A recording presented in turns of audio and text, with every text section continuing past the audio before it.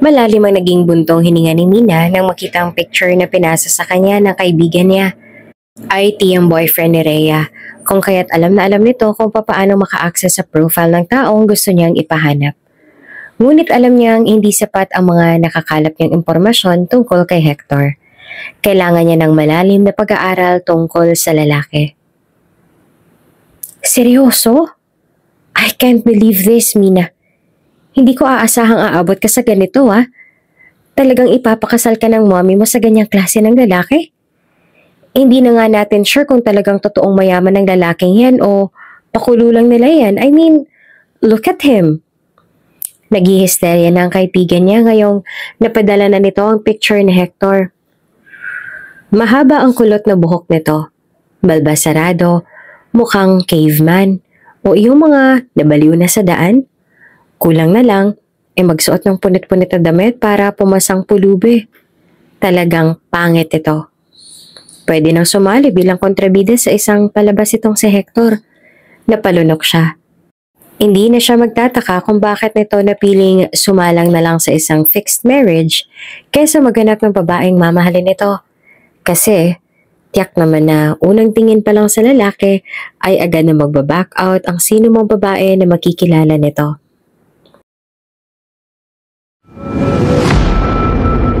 Kung bago ka pa lang sa channel na ito, Ate Jane TV, huwag kalimutang pindutin ang notification bell and subscribe button. Sana po hindi naman malaking abala sa inyo ang pagpindot ng subscribe button dahil ang kapalit po nito ay ang pagsuporta para makapag-produce ng mga libreng stories sa mga channels ni Ate Jane. Maraming salamat! Bakit kasi ayaw pumayag ni tita na paunti-unti na lang ang pagbabayad sa utang ni tito? Kakayanin naman ng restaurant ang bayarin. Malakas naman ang restaurant mo, di ba? Napabuntong hininga siya sa sinabi ni Rhea. Alam mo naman na ilang beses ko nang sinubukan yan, di ba? Nakita mo naman kung paano magpatigas si mommy. Talagang kating-kati na siyang tapusin ang problema niya kay tito. Parati na lang kasi itong napapahiya sa tuwing may mga party itong pupuntahan kasamang mga amiga nito. Parating nauungkat ang tungkol sa pagbagsak ng negosyo nila at ang malaking utang nila sa bangko at sa ibang kumpanya.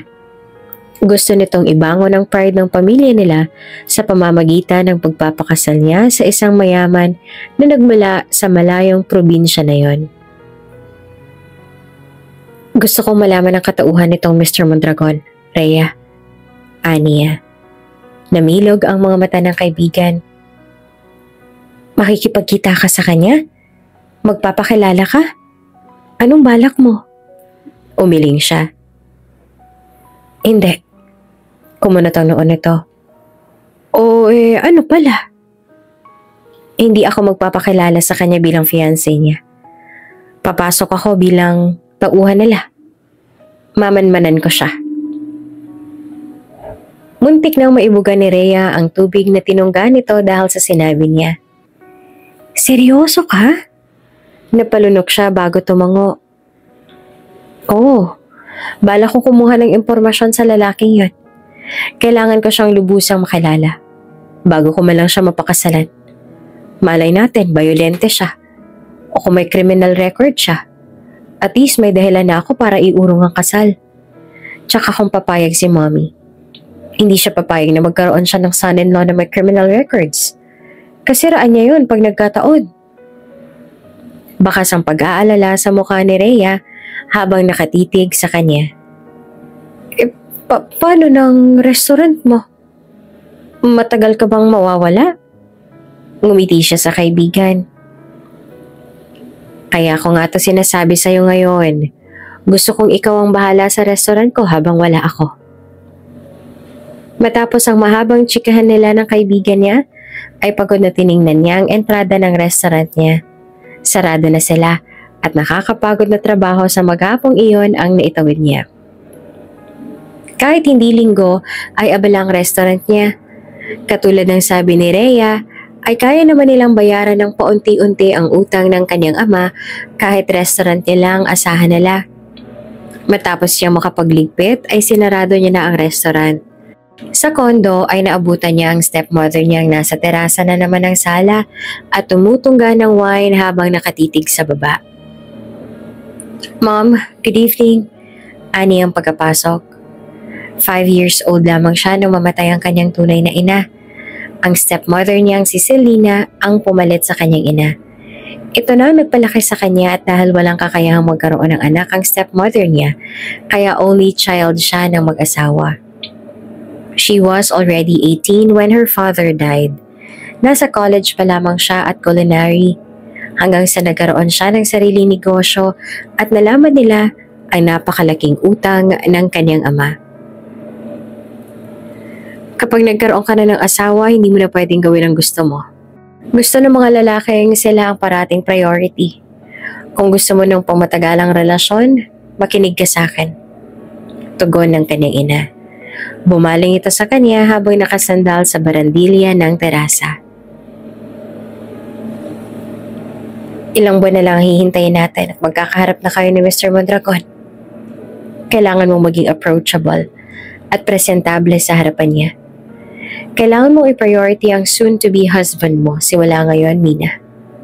Dugtong ng kanyang ina. Napalunok siya, tahimik na lamang na tumango. Sa totoo lang, simula nang dumating itong stepmother niya sa buhay niya, ay wala na siyang sariling desisyon para sa buhay niya. Lahat ng gagawin niya ay kailangan aprobado ni Selena. Malaki ang respeto niya at utang na loob sa babae. At isa pa, ay totoong ina ang turing niya rito, kung kaya't ayaw niya itong magdamdam sa kanya. Nakikita kasi ng kanyang ina na masyado siyang abala sa trabaho niya. Hindi pa siya nagkaka-boyfriend at isang negosyo niya sa matagal nang tinuturong dahilan ng kanyang ina. Masisisi ba siya nito? Gayong iyon ang pinagkukunan nila ng lahat? Nagbitiw siya ng malalim na buntong hininga at humiga sa kanyang kama. Tinatamad na siyang maghilamos dahil sa pagod. Isa pa'y, stress din siya sa fixed marriage, lalo na ang tungkol sa balak niyang pagmamanman kay Hector Mondragon. Pakiramdam niya ay mababaliw na siya. Bukas na siya aalis para tumungo sa probinsya, habang si Rhea naman ang mag-aasikaso ng restaurant niya at sisikapin niya namang hindi mabisto ng kanyang ina. Magkukunwari na lang siyang nagbabakasyon at gusto niyang i-enjoy ang huling moment niya bilang single. Ay nako, nakakainis naman. Bulalas niya na mapagtantong kailangan pa nga pala niyang magbalot ng kanyang mga gamit para dalhin bukas.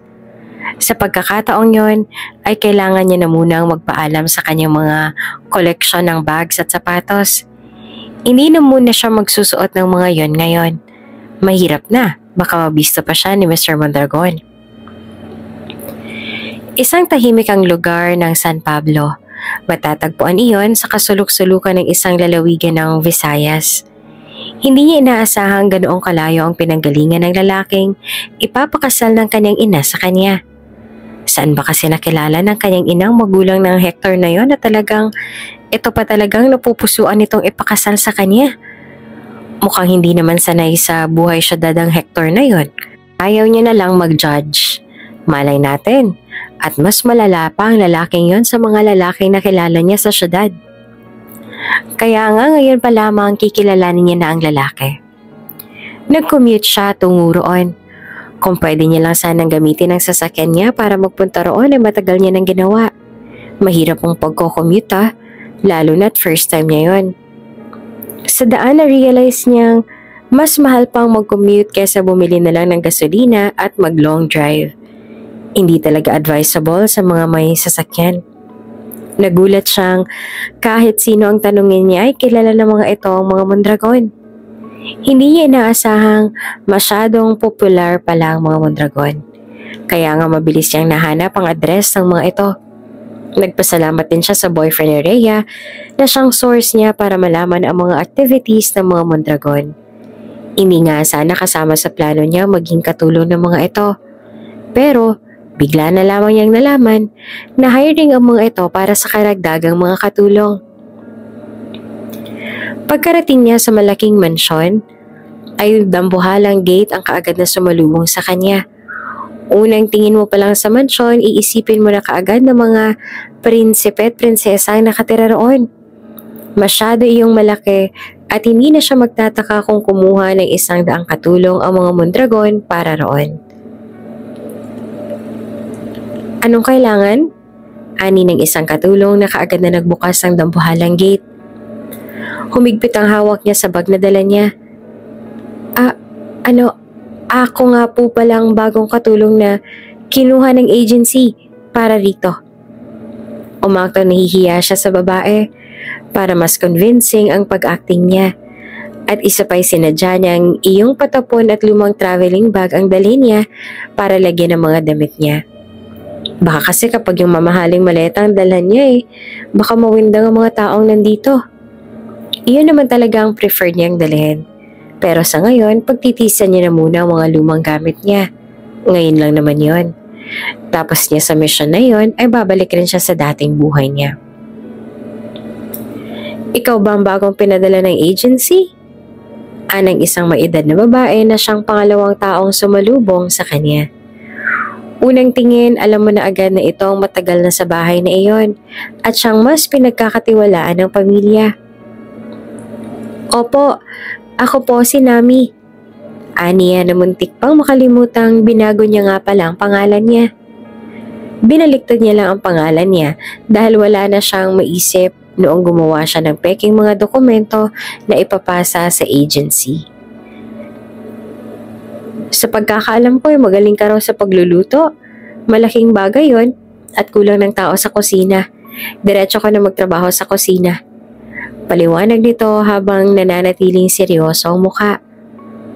Ako nga pala si Violeta. Ako ang mayordoma at siyang pinagkakatiwalaan ng mga Mondragon. Ako ang inatasan sa lahat ng kailangan ng bahay. Kung may mga problema ay sa akin yung idudulog yon at hindi sa ating senyorito. At ayoko ng mga palpak kung kaya't magdoble ingat ka. Napalunok siya sa sinabi ni Manang Violeta. Nagsasalita lang naman ito ng normal pero pakiramdam niya pinagbabantaan na siya nito. Opo, makakaasa po kayo. Aniya. Nagpapasalamat siya at hindi naman siya ganito sa mga trabahante niya sa restaurant. Kahit papaano may mga nalalaman siya sa pagpapanggap niya na magagamit niya para sa pagpapatakbo niya sa kanyang restaurant. Halika. At ako magpapaliwanag sa iyo sa iba mo pang mga gagawin. Ani ng isang katulong na palangiti. Nagpapasalamat siya at isang approachable na babae ang magiging kasama niya sa kusina. Malaking impact talaga ang pagiging masayahin sa trabaho. 3 dish ang pinapaluto ng mayordoma para kay senyorito, kahit hindi naman inuubos si senyorito. Ani Belen. Food waste. Ani at napanguso. Pinakaayaw niya yung nagsasayang ng pagkain. Ha? Nagtataka na patingin sa kanya si Belen. Nagbitiw siya ng hilaw na tawa. Ang ibig kong sabihin ay sayang naman po pala. Ngumiti na lang din si Belen at tumango-tango. At isa pa pala, mukhang hindi pa sinasabi ni Manang Violeta sa'yo to pero isa sa hindi mo dapat gawin sa bahay na to ay ang umakyat sa taas. Lahat ng mga katulong maliban kay Manang Violeta ay hindi pwedeng umakyat sa taas. Natigilan siya. Kung magsalita ito ay parang may tinatagong halimaw sa taas ng mansyon ng mga Mondragon. Bakit daw? Usisa niya. Curious din kasi siya. Nandoon nga siya para kumalap ng impormasyon kaya hindi niya palalampasin yon. Nagkibit-balikat si Belen. Hindi ko rin alam Matagal na ako nagtatrabaho rito pero wala pa akong ideya kung bakit bawal kaming umakyat doon. Bumagsak ang balikat niya sa nalaman. Hindi niya lubos akalaing ganoong kahigpit ang impormasyon ng mga Mondragon. Ilang saglit ay natigilan siya nang may malaking lalaking dumaan sa may sala. Tanaw niya ang lalaki mula sa open na kusina ng mansyon. Matangkad ito, balbas sarado, may suot na boots. Mahaba ang buhok, hindi mataba, ngunit maskulado. Para talaga itong kriminal na naligaw sa isang magarang palasyo. Kung hindi niya lang nakita si Hector sa picture, ay hindi niya ito makikilala. Kung hindi niya ito nagustuhan o makita niya ito sa larawan, ay mas lalong nawalan siya ng gana nang makita niya ito sa personal.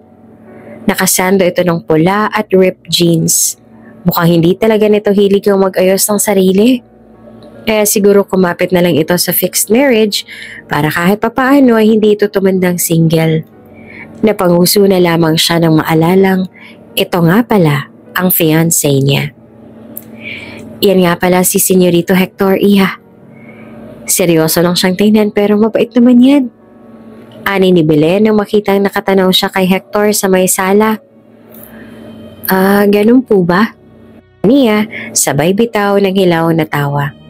Hindi niya alam kung anong dapat niyang paniwalaan. Na mabait niya ang lalaki. Mukha kasi itong papatay sa unang tingin pa lang. Nung bumaling sa gawin niya si Hector ay napalunok siya at kaagad na nag-iwas ng tingin. Bakit po parang wala po ako ibang nakikitang Mondragon sa bahay na to maliban kay Senyorito Hector? Usisa niya kay Belen isang umaga habang nagagayat siya ng mga pampalasa. Tapos na kasi siya sa soup na pinapagawa sa kanya ni Aling Belen. Kumpara sa restaurant ay mas relax siya sa trabaho niya doon. May sinusunod siya at may sahod pa siya. Hindi niya pasa ng buong mundo. Hindi tulad nung nasa restaurant pa siya. Patay na ang parehong mga magulang na senyorito. Namatay sila pareho dahil sa katandaan. Matagal na kasing nag-asawa ang dalawa. 20 pa lang si Hector nang mangyari iyon. Mabuti na lang at gagraduate na siya ng college noon. Kinuha niya ay related sa business. Kaya sa batang edad ay siya nang namahala ng mga kumpanya ng kanyang mga magulang, tapos itong malaki rin nilang lupain. Kahit hindi naman kasali yon sa naitanong niya kay Aling Belen, ay ikinuwento pa rin ito. Nagpapasalamat na lang siya at madaldalang babae. Mas mapapabilis ang pagkalap niya ng mga impormasyon. Wala pong ibang relatives? Dagdag niya. Bumuntong hininga si Aling Belen.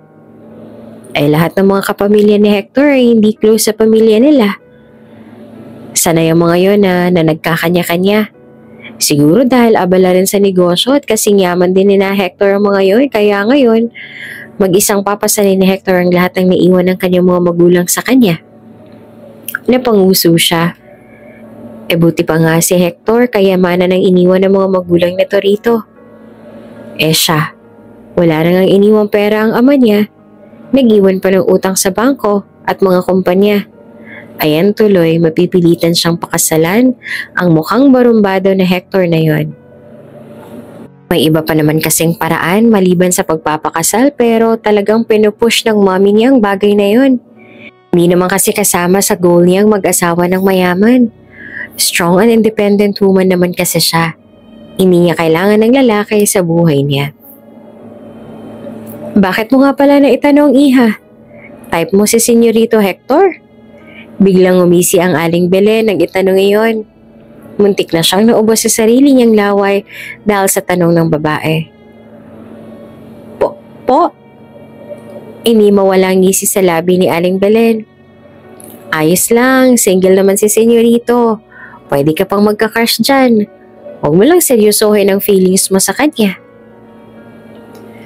Lumukot ang todo ng noon niya sa narinig niya kay Aling Belen at talagang tuluyan na nga nitong inisip na may gusto siya kay Hector.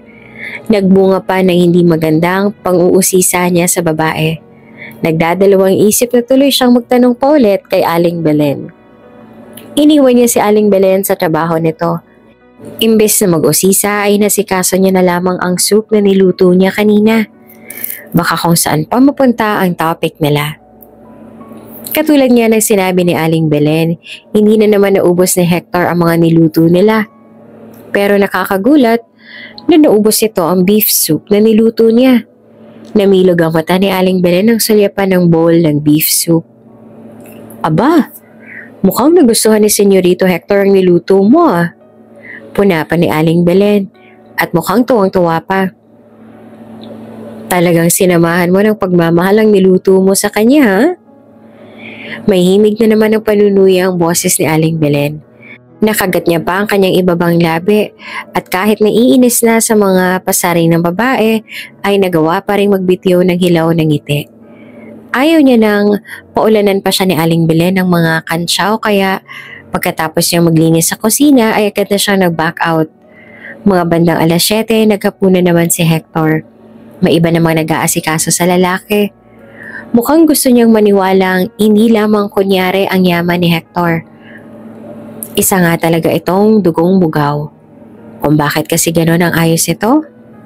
Kaya siguro dinaan na lang talaga sa fixed marriage para hindi na makatangging babaeng malas na makakatapat nito. At siya nga ang malas na babaeng yun. Pagkatapos ni Hector sapag ay kaagad naman na nagligpit ang mga tauhan. Sinundan niya ng tingin ng lalaki na lumabas ng mansyon. Akala niya ay matutulog niya ito. Saan naman kaya ito pupunta? Na-curious siya. Naisip niya baka may iba pang kikitain si Hector sa mga ganoong oras.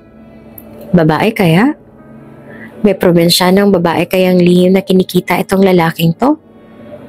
Kung ganon, ay pagkakataon niya nang malaman at mahuli ang mga to. Kaagad niyang hinanda ang cellphone niya para kung sakaling may milagro nga siyang makita, ay kaagad niyang makukuhanan ng ebidensya. Sinundan niya si Hector sa dahan-dahan lang ng mga hakbang. Nakita niya nagdala ito ng lampara na nakuha nito mula sa kulungan ng mga kabayo. Naglakad muli ito kaya't sinundan niya hanggang sa dalhin siya ng mga paa sa isang sapa. Kainis! Aniya nang tumama pang hinlalaki niya sa paa sa malaking bato dahil sa pagtatago. Kaagad niyang binalik ang mga mata sa lalaki. Pero nagsisi siya nang nalingat siya dahil pagkaangat niya ng tingin ay wala na si Hector sa tabi ng sapa. Ang naiwan na lang ay ang damit pang taas nito na nasa ibabaw ng bato. Kaagad niyang nilapitan ang damit nito. Pinulot niya iyon at saglit na pinagmasdan bago bumaling sa paligid. Kairita. Saan na yung isang yun? Ang bilis naman nawala. Kumuyom ang kamao niya. Kung totoo nga na may kikitain ng Hector na yun dito sa sapa, may ebidensya na siyang maibibigay sa mommy niya at sapat na rason na yun para umatras siya sa kasal. Magiging malaya na siya.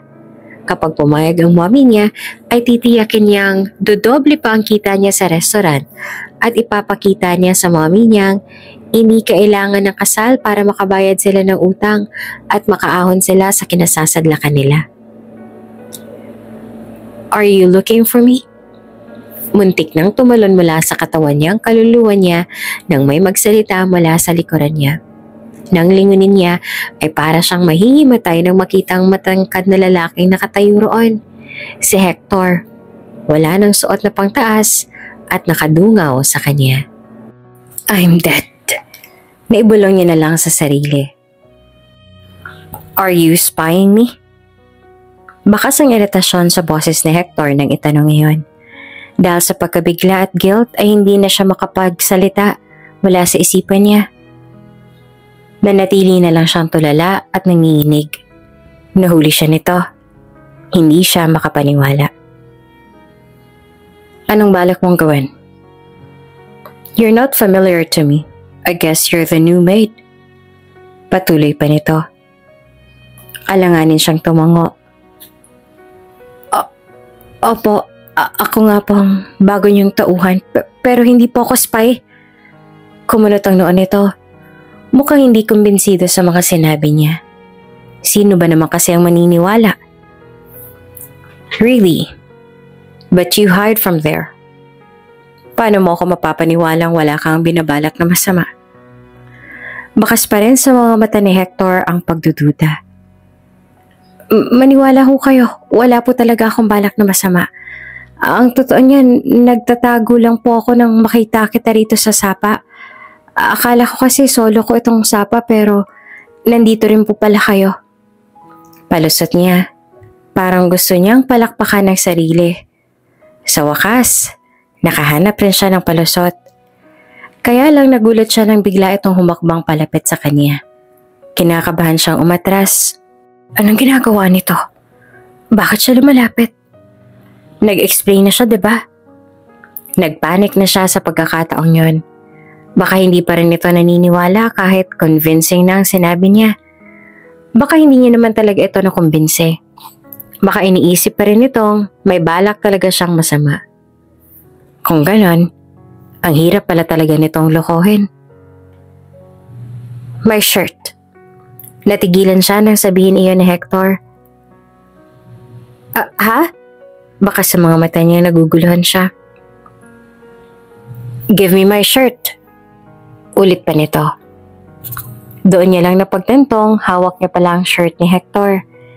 Ito na mismo kumuha noon sa kamay niya. Nagsuot rin ito ng shirt sa harapan niya. Napalunok siya at kagad na nag-iwas ang tingin. Parang gusto niyang kaltukan ng ulo. Bakit kasi hawak-hawak niya pa rin hanggang sa mga oras na yun ng t-shirt ng lalaking to? Maligo ka na sa sapa. For now, ikaw na munang gumamit. Bukas na ako. Nito matapos na maisuot ang damit. Talagang inisip nito ang gusto niya lang maligo sa sapa. Nakahinga siya ng maluwag. Thankful siya at sa wakas, iyon ang inisip ni Hector. Imbes na pagdudahan siya. Umalis na ang lalaki at naiwan siyang napasalampak sa damuhan kaharap ang sapa. Hindi dinala ni Hector ang lampara at sadyang iniwan doon.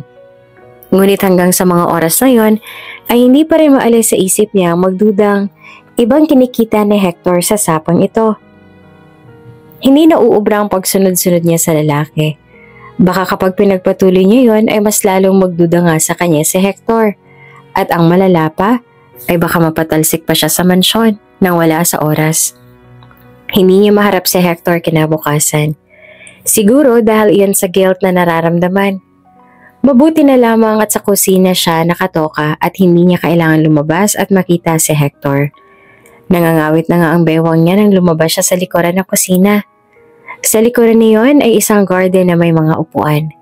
Kahit papaano ay makakapag-relax ng kaunti ang mga nasa kusina kapag napapagod. Gumawa rin kaya ako ng ganito sa restaurant para naman may tambayan ng mga tauhan ko after work. Napangiti siya sa ideyang yon. You're weird too. Natigilan siya nang marinig ang boses na yon. Kaagad siyang tumayo at nakita si Hector na papalapit. May hila-hila itong kabayo na ikinamangha niya. Namangha siya sa size ng kabayang dala ni Hector. Buong buhay niya ay ngayon lang siya nakalapit ng ganito sa isang kabayo. Gusto niya magbakasyon noon at magtungo sa Tagaytay para ba lang makapagpa-picture sa mga kabayo roon. Pero talagang hectic ang schedule niya para gawin pa iyon. Kita naman ang pagkamangha sa mga mata niya at hindi na maalis ang mga mata sa naturang kabayo. Kalaunan ay hindi na siya nakatiis at hinawakan niya na ang leeg ng kabayo. Beautiful!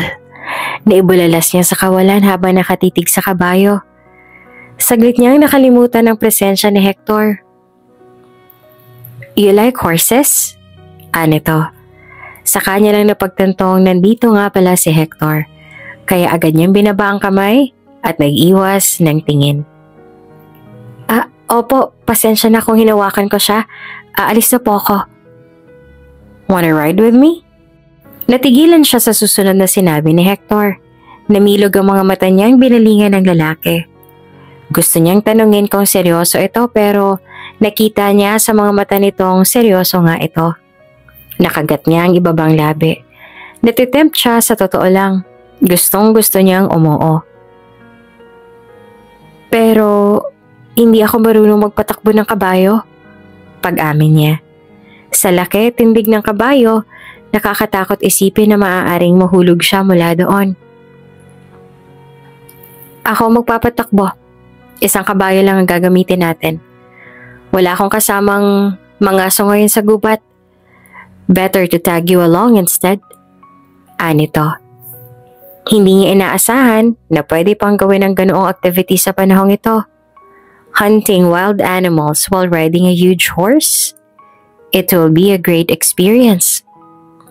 Napasingap siya nang bigla na lang siyang binuhat ni Hector at sa isang galaw lang nito ay natagpuan niya ang sarili na nasa ibabaw na ng kabayong dala nito. Holy! Naibulalas niya na nasa ibabaw na siya ng kabayo. Nagulat pa siya at naidagdag pa na biglang gumalaw ang kabayo. Hector, please hold the rod tight. Please, gumagalaw siya, mahuhulog ako. Imbis na gawin ang sinabi niya, ay natawa pa ang lalaki. At hindi na ito nag-aksaya pa ng oras dahil agad din itong sumunod sa kanya. Kaya lang nagulat siya nang umupo ito sa may likuran niya. Mabilis itong kinabig ang bewang niya at kahit naiilang siya ay nakaramdam siya ng safety ng dahil doon. Calm down, Nami. Relax.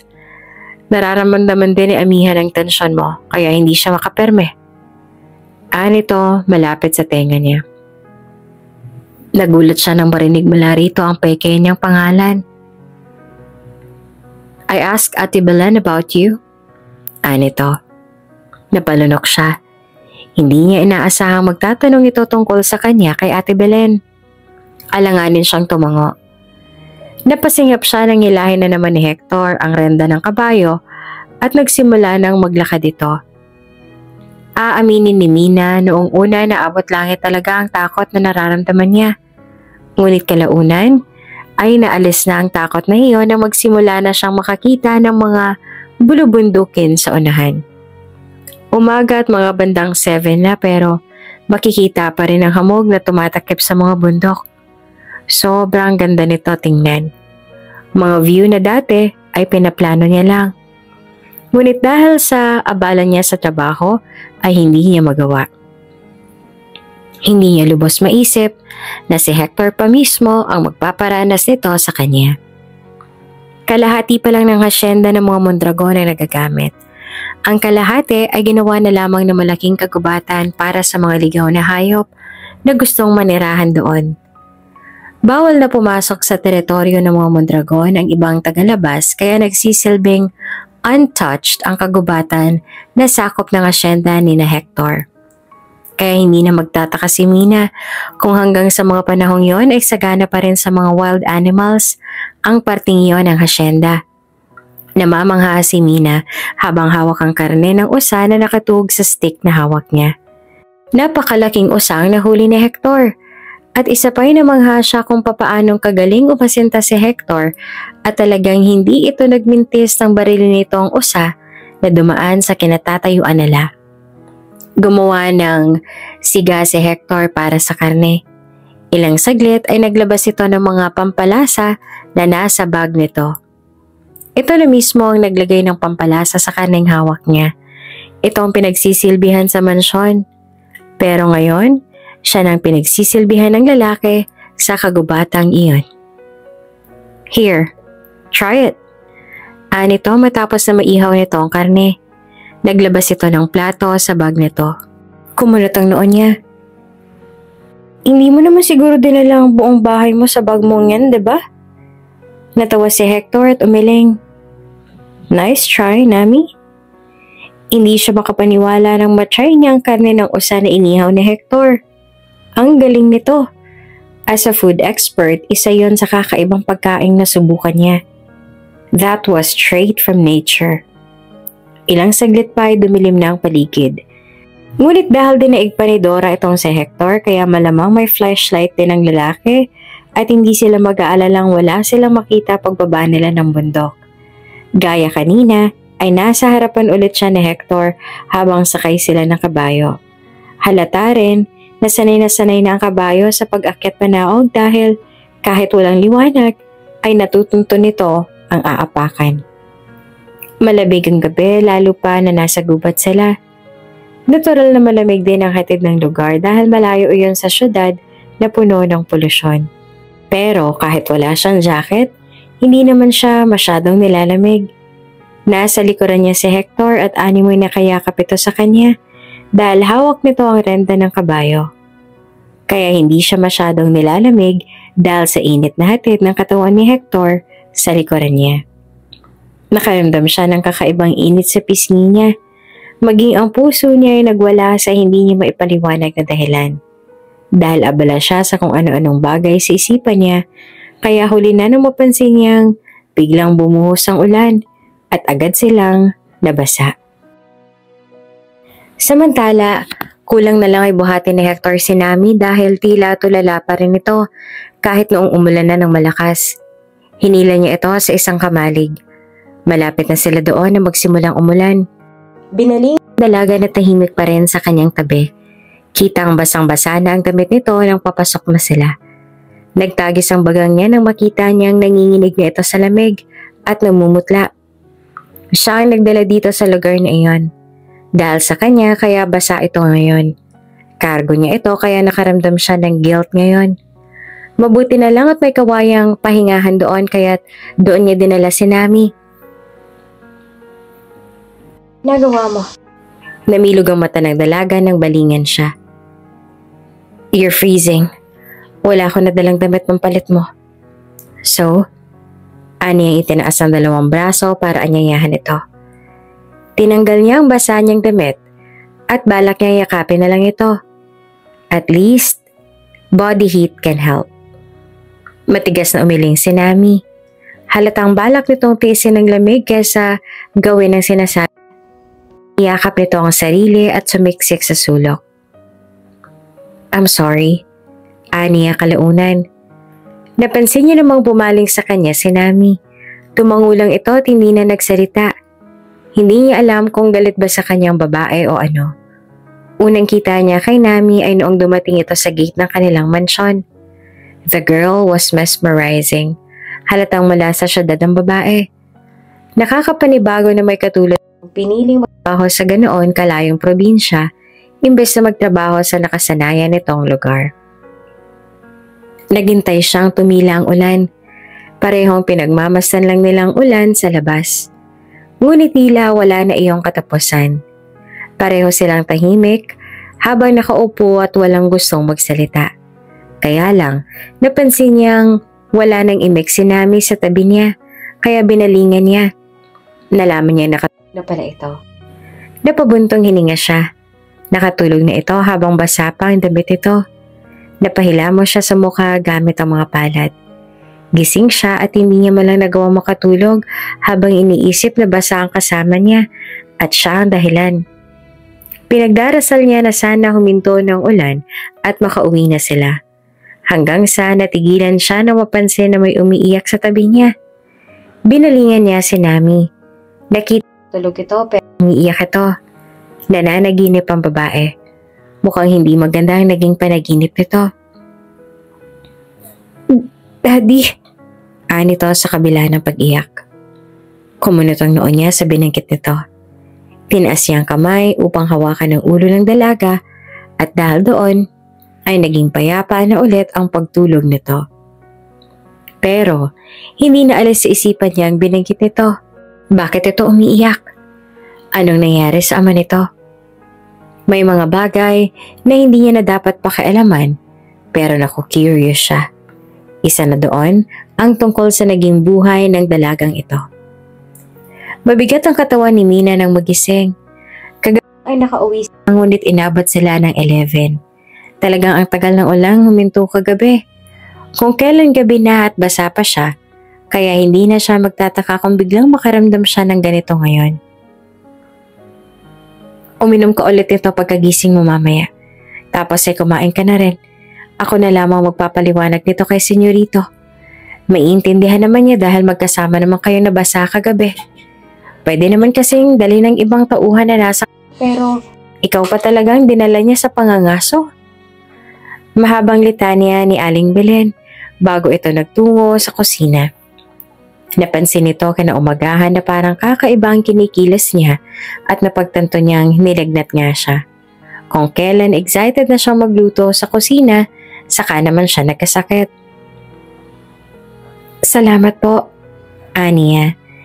Hindi na rin siya nagsisisi na siyang sinama ni Hector ka. Naranasan niya kasi ang mga bagay na hindi pa dapat naranasan noon dahil kay Hector. Malaking bagay na iyon para sa kanya. Sinapo niya ang noon niya at pinakiramdaman iyon. Medyo okay na siya. Maya-maya ay magtatrabaho na ulit siya. Sa kanila naman ay sanay siyang walang nag-aasikaso sa kanya kapag siya. Nakakapanibago nga ngayon na nandyan si Aling Belen na tumitingin sa kanya at nagsasabi na kung ano ang dapat niyang inuming gamot. Bumangon siya at akmang tatayo upang kumuha ng tuwalya. Ililigo niya na lang iyon. Tsak na magiging maayos na siya. Hindi siya dapat mag-aksaya ng oras doon. Kailangan niyang makakalap ng marami pang bagay tungkol kay Hector. Kailangan niyang matapos ang sadya niya roon para siya sa restaurant. What are you doing, Nami? Natigilan siya nang marinig ang baritonong boses na iyon. Nang balingan niya ang pinto ng maid's quarter ay nakita niya roon si Hector. Ang silid na iyon ay pangdalawahan lamang. Silang dalawa lang ni Aling Belen ang umaako pa nun. Kaya sa kabilang kama nagtungo si Hector pagkapasok. Kumunot naman ang noon niya nang mapansin ang dala ng lalaki. Isang yun ng sabaw ng food tray at may kasamang saging at grapes. Nilapag nito iyon sa side table. I asked Ate Belen to cook bulalo para gumaling ka kaagad. Nito. Hindi niya inaasahang gagawin nito iyon. At ito pa talagang nagdala ng pagkain sa kanya imbes na si Aling Belen. Unang tingin mo rito talagang aasahan mong wala itong gagawing ikakatuwa mo. Mukhang strict, tahimik, seryoso. Kaya nga tsak niyang walang aasang gagawa ito ng ganitong bagay. Salamat. Ani at hindi na ito matingnan sa pagkakataong yon. Katulad kagabi, may kakaiba na namang nararamdaman siyang sa puso niya. You can rest the whole 2 days, Nami. Hindi mo kailangang parasahin ang sarili mo. Nito. Agad naman siyang umiling. Kalahating araw, gagaling na ako. Hindi ko naman kailangan ng 2 araw para sa lagnat na to. At mukhang okay na rin naman ako ngayon, kaya bala kong maligo na para makatulong na sa... Nami, listen. Natigilan siya na magsalita ito. Nananatili ang kaseryosohan sa mga mata nito. Maikli ang 2 araw para makabawi ang katawan mo sa sakit. Hindi mo dapat baliwalain ang isang sakit. Patuloy pa.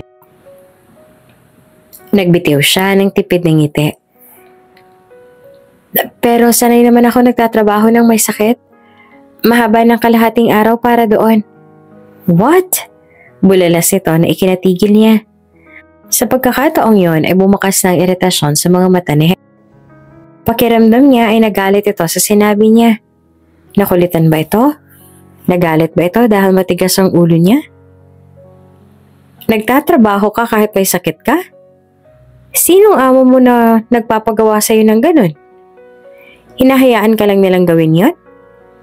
Mas tumaas pa ang boses nito sa pagkakataong yon. Hindi na siya makapagsalita. Nagulat siyang hindi naman pala siya ang dahilan ng iritasyon nito. Iritasyon ko po yun, aniya. Binalingan siya nito gamit ang galit na tingin. Then, hindi applicable ang ganun dito. Kapag sinabi kong 2 araw ka magpahinga, 2 araw ka magpapahinga. And that's final. Dahil sa sinabi nito, at mukhang seryoso naman ito ay sinunod niya iyon. Hindi na lamang siya nagtrabaho, maging si Aling Belen ay hindi rin siya pinayagan. Kung nakita mo lang kung gano'ng kagalit si Senyorito kanina habang sinasabi niya sa amin na ban ka na muna ng 2 araw sa kusina. Bulalas ni Aling Belen pagkapasok niya sa silid nila. Napabuntong hininga naman siya. Talagang seryoso si Hector sa bagay na yon. Hindi niya inaasahan ang reaksyon ng lalaki. Hindi niya inaasahan na mag-aalala ito ng ganoon sa kanya. Bukasan ay nagbalik ulit ito sa silid niya para dalhin ang pagkain. Hindi sina Aling Belen o kung sino, kundi si Hector. Eat, Nami. Nito matapos ilapag sa side table ang kanin, itlog, bacon at sinabawan. Napakarami ng pagkaing dala nito ngayon. Salamat. Ani at nagbitaw ng tipid ng ngiti rito. Sir Nami, I will ask my doctor to prescribe some vitamins for you para hindi ka kaagad magkasakit. Nito, bago umalis. Napanganga siya. Hindi niya lubos maisip na aabot sa ganoon ang pag-aalala nito sa kanya. Natulala siya ng balingan ng pagkaing dinala nito. Umuusok pa ang sabaw na nasa tray. Ibig sabihin, bagong luto na talaga ang dala nito. Nakakapanibago na may nag-aalala sa kanya ngayon. Sa bahay, kahit pa malala ng ubo niya ay walang may pakaalam. Kahit pa yata naghihingalo siya ay walang may pakaalam. You have to earn more to afford our everyday needs, Mina. Alangan naman na ito lang ang kaya mo. Hindi ganitong buhay ang nakasanayan ko noong buhay pa ang daddy mo. At least ay kalahati man lang ng kayang ibigay ng daddy mo ang maibigay mo. Naalala niyang iyon parating sinasabi ng kanyang mommy sa kanya. Kahit na stepmother niya ito, ay malaking respeto niya rito. Kaya nga nakikinig siya sa lahat ng gusto nito. Pero kahit kailan, ay hindi nito ipinakita ang nag-aalala ito sa kanya. Kapag lumalala ang sakit niya, ay iniiwan lang siya nito sa ospital para ang mga nurse na ang mag-asikaso sa kanya. Kaya nakakapanibago na may mga tao ngayon na nag-aalala sa kanya ng totoo at nag-aalaga. Hindi niya napigilan ng tumulo ng luha sa mga mata niya. Agad niya iyong pinahid. Calm down, okay? Calm down. Nasaan ka ngayon? Are you okay? Stay still, just relax. Don't panic. Ani Mina habang pinapakinggan ng marahas sa mga paghinga sa kabilang linya. Dumating sila rito kanina. At alam mo bang sinabi nila? Kukunin na raw nila pati ang kondo. Kinuha na nilang bahay natin noon. At ngayon, kondo naman. Saan naman nila ako patitirahin ngayon kung ito na naman ang pagdidiskatahan nila? Galit na bulalas nito. I will talk to them and ask for Bakit nga ba hindi ikaw ang humarap sa kanila? You can talk to them about the extension na wala pa tayong maibibigay ngayon. O pwede nating sabihin sa fiancé mo na madaliin na ang kasal at hindi na kailangan patagalin pang. Mom? Putol niya sa burst out ng mommy niya. What the hell is that? Magmumukha silang desperada sa gagawin nito. In fact, yes, desperada naman talaga sila pero hindi niya iyon ipapakita sa fiancé niya. At least masalba man lang ang kahit kaunting pride ng pamilya niya. What? Doon din naman papunta yon, kaya bakit pa patatagalin? Nagtaas ito ng boses. Napahilot siya sa sentido niya. Talagang sakit lang ng ulo ang maibibigay ng kalokohang to ng mommy niya. Kung sana'y sumang-ayon na lang ito sa plano niya at huwag na itong i-push ang kasal na yan. I said calm down, okay? Hahanap ako ng paraan. Kakausapin ko sila. Don't worry much, ako nang bahala. Padabog nitong ibinaba ang tawag at naiwan siyang napanganga. Hindi siya makapaniwalang binagsakan na naman siya nito ng tawag. Napasapo siya sa noo at hindi maiwasang maiyak. Nagmamatapang lang siya pero ang totoo ay iniiyak niya ang lahat ng problema niya. Sana nga sumama na sa luha niya ang lahat ng problema niya. Sana nga ganun lang kadali. Akmang babalik na siya sa loob pero natigilan siya ng may papagtanto. Nasa harapan si Hector, bakas ang pagtataka sa mga mata. Kaagad niyang pinahid ang luha sa pisngi niya. Nagbitiw siya ng tipid ng ngiti sa lalaki. Hello, magandang umaga. Ani at kaagad na umalis doon para pumasok. Alam niyang may itatanong pa sana ang lalaki sa kanya pero hindi niya na ito pinagbigyan pa. Baka kung ano lang iba to nitong tanong at baka hindi siya makasagot. Magduda pa ito at siyak na ang katapusan niya. Naiinis siya sa sarili niya dahil hindi niya maalis sa isipan ang mga problemang yon. Hindi siya makapag-concentrate ng dahil doon. Strips ang sabi ko, Iha. Hindi tayo magluluto ng sinabawan ngayon kaya bakit cubes ito? Ani ni Aling Belen. Sorry. Namaliho ako ng dinig kanina. Gagawa na lang po ako ng bago. Ani at kinuha ang sibuyas at iba pang rekados para sa adobo. Napasunod tuloy ng tingin sa kanya si Aling Belen. Maging ito ay nagtataka sa mga ikinikilos niya. Huminga siya ng malalim. Gusto niyang ikalma ang sarili at ayaw niyang pumalpak dahil sa mga problemang iniisip. Kailangan niyang magpaka-professional doon. Ayaw niyang dalhin ang mga problema sa workplace niya. Kinagabihan ay hindi siya nakatiis at kinuha niya ang whiskey sa may bar counter ng sala. Di bali nang mapagalitan siya o ano. Hindi rin naman siya makakatulog ngayon kaya iinom na lang siya para makapagpahinga. Nagtungo siya sa kamalig na pinuntahan nila ni Hector noon. Nagpapasalamat siya at nalaman niyang may kamalig doon.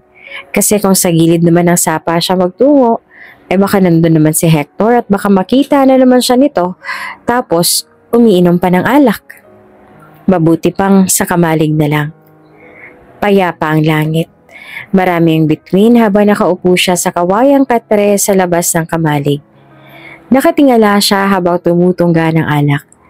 Hindi siya hard drinker kaya tsak na isang tungga lang ay iikot agad ang paningin niya. At tama nga, dahil medyo nahihilo na nga siya.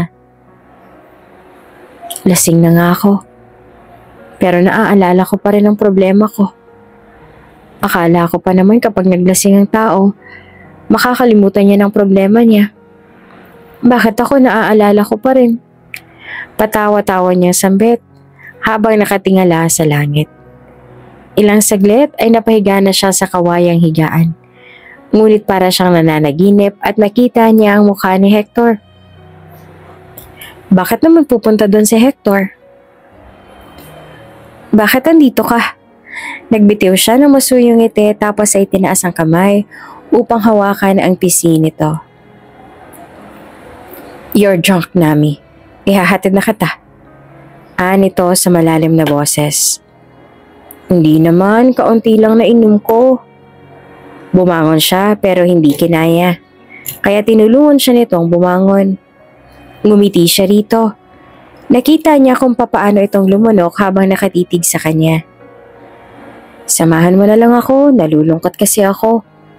Parati na lang kasi ako mag-isa. Walang nakakaintindi sa akin. Mapait siyang ngumiti. Nami, nito at napabuntong hininga. Nalulungkot ako kaya ako umiinom. Kung pauuwiin mo ako, tumigil ka na. Hindi ako uuwi, no? Mas magpapasalamat pa ako sa'yo kung mananatili ka na lang dito. Ngumisi siya at humiga. Kaya lang sa paghiga niya hindi sinasadyang nahila niya pati si Hector, kaya pareho silang napahiga sa katreng kawayan. Tumawa siya nang maramdaman na pati ito ay natumba sa kanya. Nakakatawa lang iyon nung una, ngunit natigilan siya nang bigla niya na lang namalayang hinalikan na siya ni Hector. Mabilis na pumiikot ang braso nito sa bewang niya. Sinakop kaagad ng malaking katawan nito, ang kanya. Hindi na siya nakapalag at kalaunan ay nagpaubaya siya sa lalaki. Nagpatangay siya sa mainit na tagpong yon. Sa ilalim ng malaking buwan ay pareho silang walang saplot. Ang mga alitaptap at kung ano-anong surot lamang ang saksi sa mga pinanggagawa nilang dalawa. Oops! May break muna! Gusto mo bang ma-shoutout dito sa channel ni Ate Jane? Mag-comment lang ng lesson you learned from the latest story uploaded. Dahil pipili kami ng isang best comment of the day para i-shoutout sa susunod na upload. Kaya huwag kalimutang mag-iwan ng lesson you learned after you watch this video. Maraming salamat! Shoutout nga pala kay Zyrene Sanchez. Maraming salamat sa pakikinig. Hanggang sa muli.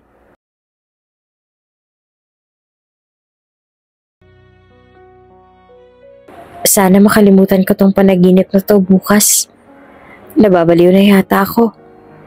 Ani ang natatawa pa habang nasa ilalim nito. Hanggang sa mga oras na yon ay iniisip niya pa ring panaginip ang lahat. Na hindi totoong si Hector nga ang nasa ibabaw niya at nag-alis ng mga saplot niya. Ngunit ang totoo ay nasa realidad siya at nagtatagis ang bagang ng binata habang pinagmamasdan ng kahuburan niya sa ilalim ng sinag ng buwan. Fuck! I will make sure that you can't walk tomorrow para maisip mong hindi ka nananaginip, babae. Nagingit-ngit na bulong nito sa tenga niya. Napahawak siya sa puson. Hindi pa dumarating ang dalaw niya pero masakit na ang puson niya. Tsaka maliban doon ay parang lalagnatin yata siya. Hindi maganda ang pakiramdam niya at parang babaliktad ang sikmura. Nang maalala niyang naglasing siya kagabi, ay kaagad niyang napagtantong iyon na siguro ang tinatawag nilang hangover.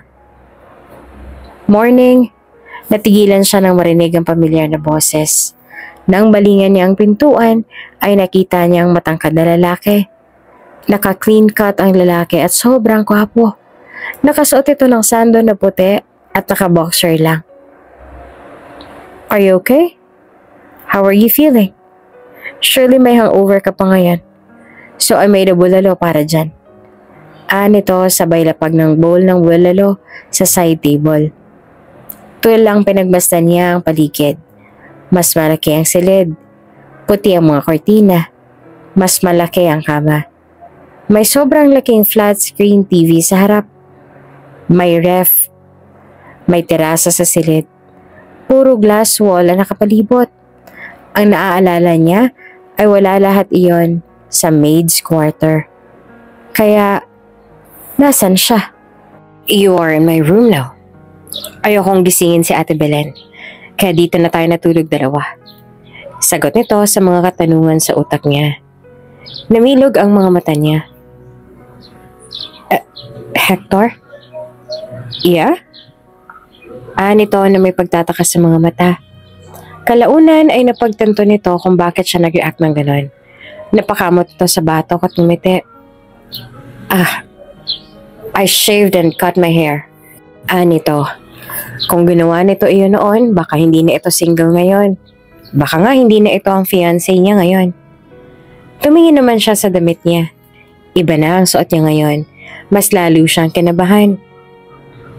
"Labasan ng alak ang damit mo kagabi." Patuloy pa ni Hector.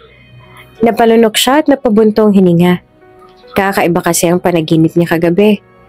Parang nananaginip siyang may nangyari sa kanila. Pero nagpapasalamat siya na mukhang hindi naman yun totoo.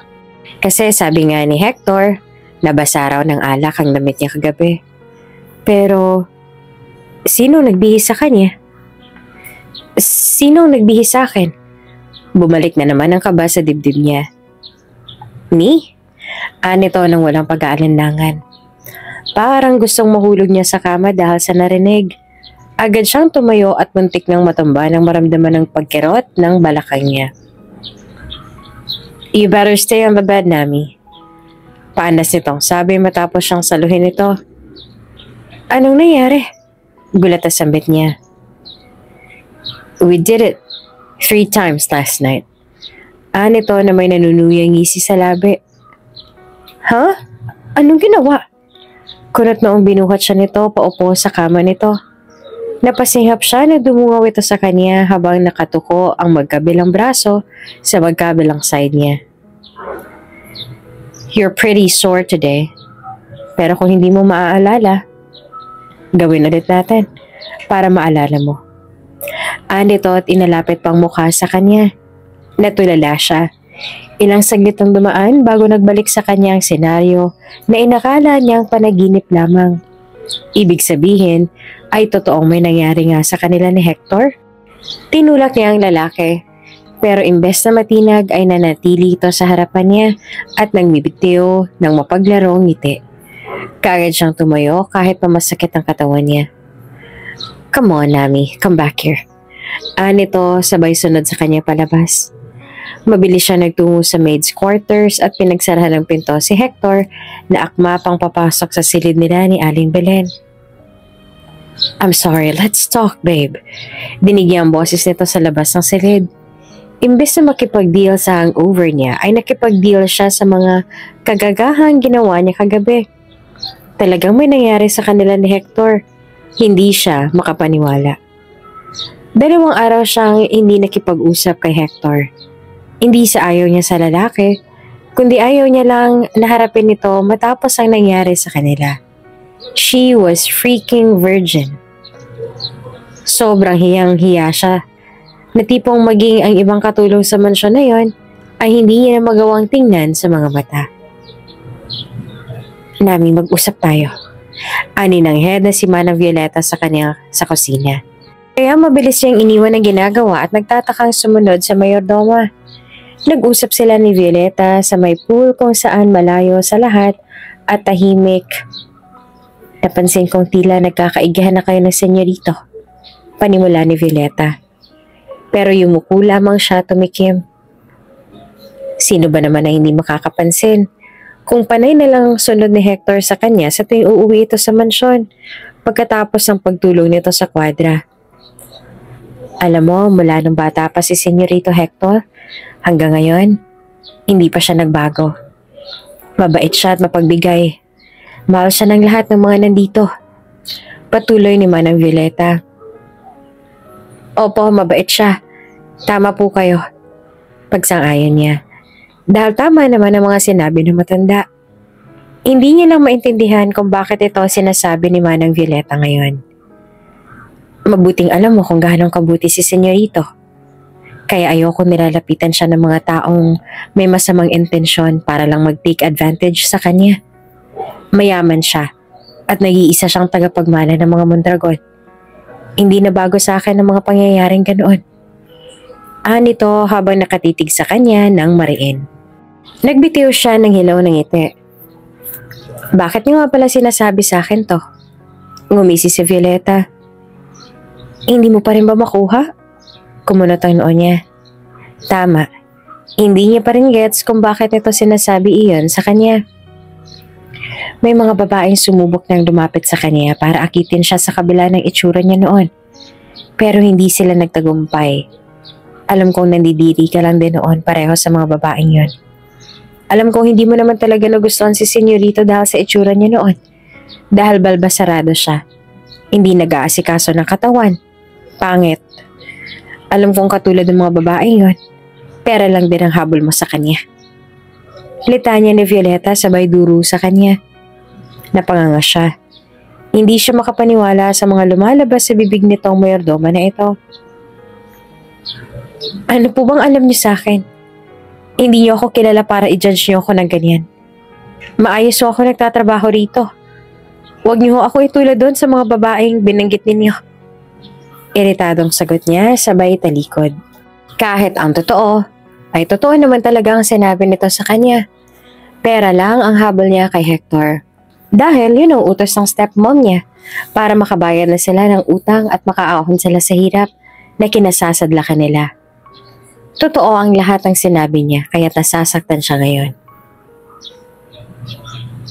Kada taon talagang nagkakaroon ng ganitong mansyon ng mga Mondragon. Mabuti na lang at nadagdag ng mga tauhan rito sa kusina sina Senyorito. Masayang kwento ni Aling Belen. Abala sa labas ang ibang mga tauhan. Tapos na rin ang ihanda ng mga nagluluto mga putahe para sa okasyon na iyon.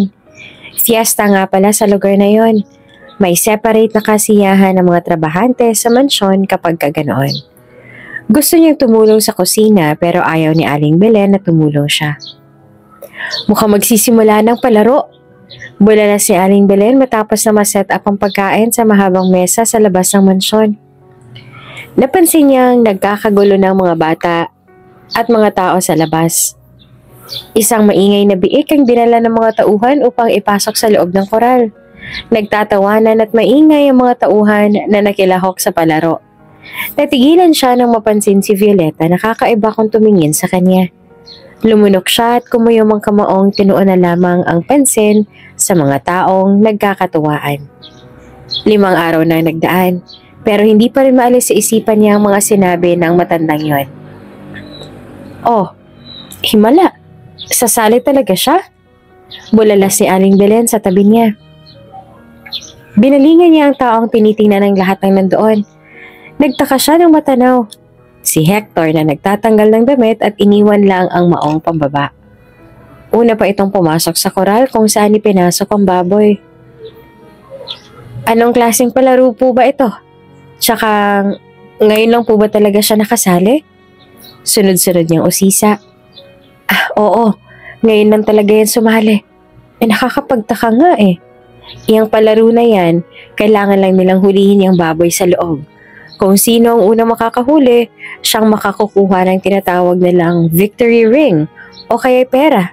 Depende na yun sa nanalo. Paliwanag nito. Victory ring po? Mas curious siya sa victory ring na yun. Yun ba? Yung victory ring na yun ay mamahaling sing-sing. Tapos binibigay yun ng lalaking nanalo sa mga babaeng gusto nila maging asawa. Tradisyon na yun dito. Kada may fiesta, iyon ang inaabangan ng lahat dito. Masayang paliwanag ni Aling Belen. Napanganga siya at binalingan si Hector. Napatanong siya ulit sa sarili. Bakit kaya sumali si Hector? Hindi kaya may nagugustuhan na itong babaeng gustong bigyan ng victory ring? Kahit may nangyari sa kanila at mabait ito sa kanya, hindi naman siya umaasang siya ang bibigyan nito. Naaalala niya pang nagpuntang lalaki sa sapa. Baka nga may ibang babae itong tinatagpo roon at iyon ang babaeng balak nitong bigyan ng singsing. Napakapa siya sa dibdib. Ngayong naisip niya yon, parang kinukurot ang puso niya. Hindi niya alam kung anong dahilan. Nagsimula na magsigawan ng mga tao sa paligid. Nagsimula na kasi ang palaro. Tensyonado siya habang pinapanood niya si Hector na nakikipag-agawan sa baboy sa loob ng koral na kahoy. Hindi tulad ng ibang mga kalalakihan, mas malaki, matangkad at angat ang features ni Hector sa mga nandoon. Kapansin-pansin na kinikilig pa ang mga dalaga sa tabi habang nanonood ng palaro. Nakikita niya kung papaano tingnan ng mga to si Hector. Kung balbasarado at mahaba lang ang buhok ni Hector katulad noon, ay tsak na walang magkaka-interes dito. Pero, iba na ang binata ngayon. Nag-iba ito ngayon na nakakakuha na ng atensyon ng mga kababaihan. Yuhu! Ang galing! Sigaw ni Aling Belen. Nang balingan niya ang palaro ay nakita niya kung sinong may hawak ng baboy. Si Hector. Ilang saglit ay nagsimula na ring ibigay sa lalaki ang premyo nito, ang victory ring. Hinihintay niya kung sinong lalapitan ni Hector. Nakita niya itong inilibot ang mga mata sa paligid hanggang sa matagpuan nito ang mga mata niya. Napasinghap siya nang bigla itong maglakad palapit sa gawin niya. Abot langit ang kabog ng dibdib niya. Iniisip niyang baka ibang tao lang naman ang lalapitan nito at hindi naman talaga siya. Baka nag-a-assume lang talaga siya. Kaya lang, hindi ito huminto at patuloy na lumalapit sa kanya. Napansin niya napatingin sa kanya ang ibang mga nandoon. Natatarantang umatras siya at mabilis na umalis doon. Parang nagwawala ang puso niya habang palayo siya roon. Nagmadali siya nagtungo sa may pool dahil tahimik doon at walang masyadong nagpupunta. Kaya lang, papasok pa lang siya na may biglang humawak ng kamay niya. Nami! Namimilog ang mga matang binalingan ni ito. Nam, I won!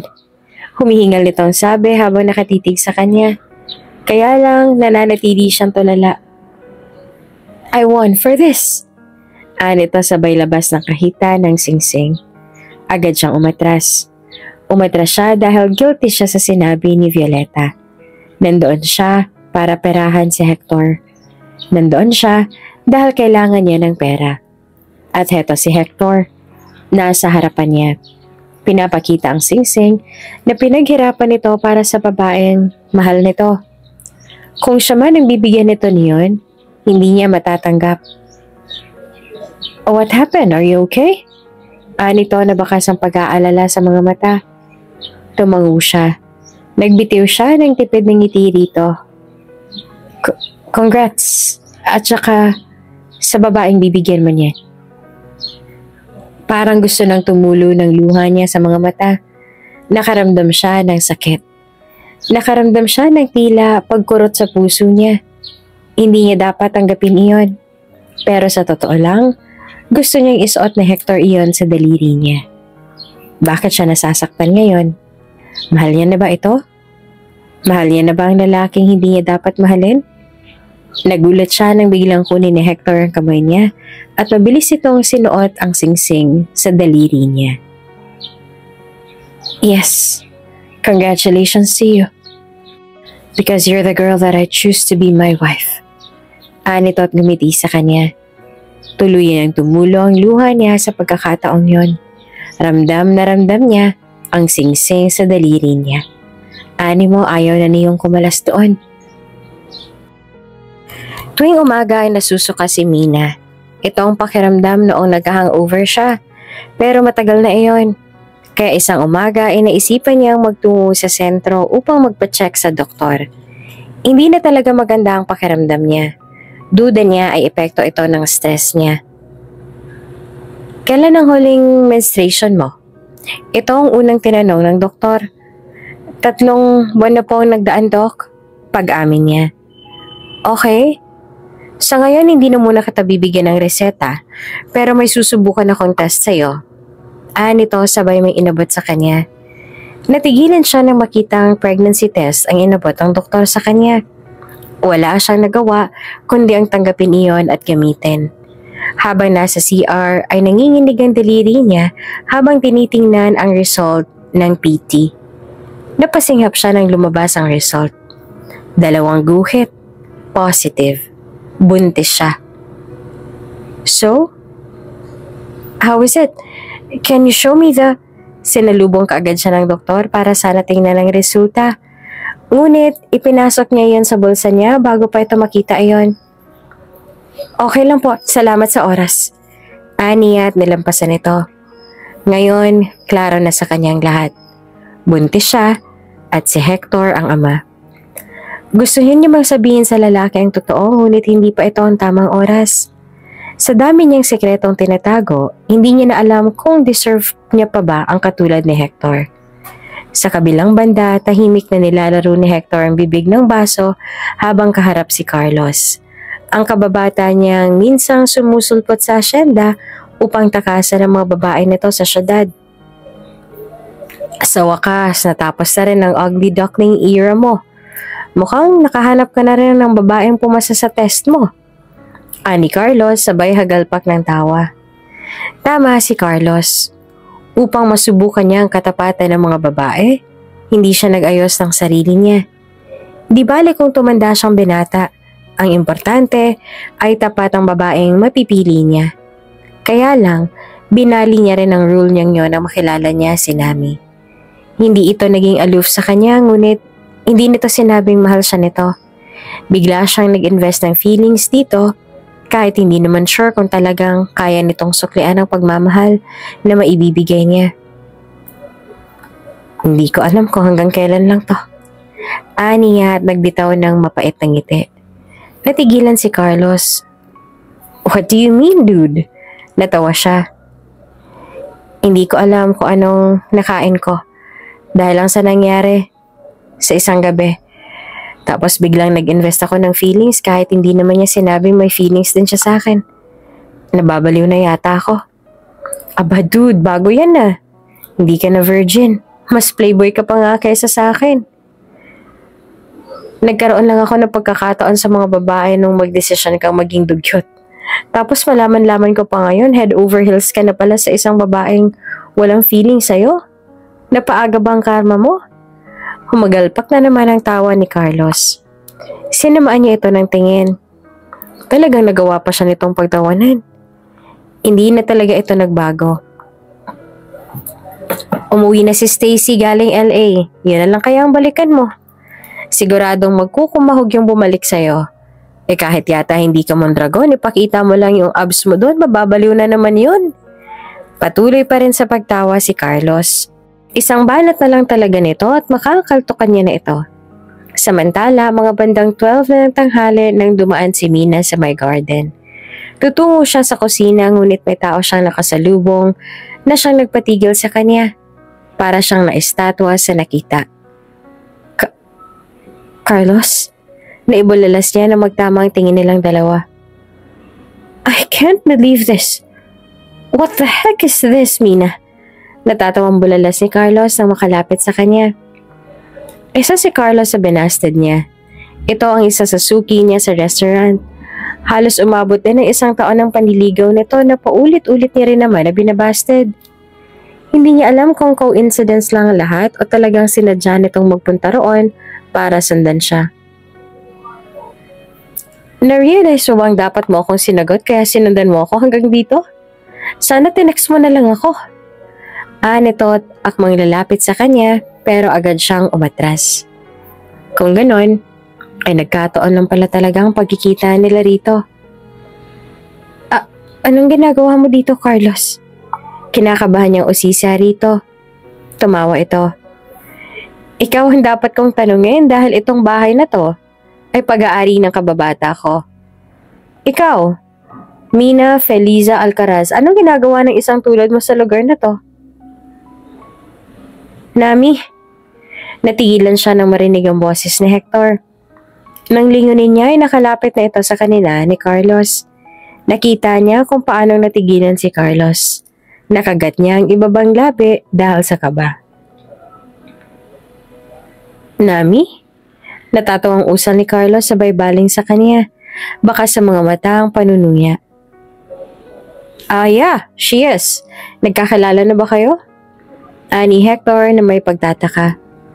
Bago pa makapagsalita si Carlos ay kaagad na siyang umalis doon. Walang lingon-likod na nagpatuloy siya sa pag-alis. Parang lalabas na sa dibdib niya ang puso niya sa lakas ng pagkabog niyon. Hindi niya kayang harapin ang problema niya kaya tatalikuran niya iyon. Wala na siyang pakialam sa mga consequences. Ilang saglit lang ay biglang kumatok si Hector sa salid niya. Muntik na siyang mapatalon sa gulat. Are you okay, Nami? Natigilan siya nang marinig ang sunod na sinabi ni Hector. Hindi niya inasahan na hindi sinabi ni Carlos ang tungkol sa kanya. Kanina ay inakala niyang tatawagin na siya nito bilang Mina at hindi na Nami. Akala niya talaga'y ilalaglag na siya ni Carlos kay Hector. Pero laking pasasalamat niya nang malaman na hindi nito iyon sinabi. Pero kahit ganoon ay hindi pa rin siya kampante. Hindi man ngayon ay paniguradong sa susunod hindi na siya pagbibigyan ng pagkakataon. Sa uri ng tingin ni Carlos, paniguradong hindi magtatagal ang pabor nito sa kanya. Maaaring sa susunod ay ilalaglag na siya nito. Ayos lang ako. Sumakit lang ang tiyan ko kanina. Sorry. Palusot niya. It's okay. Do you need anything? Napalunok siya. Hindi na. Hindi na kailangan. Ayos lang.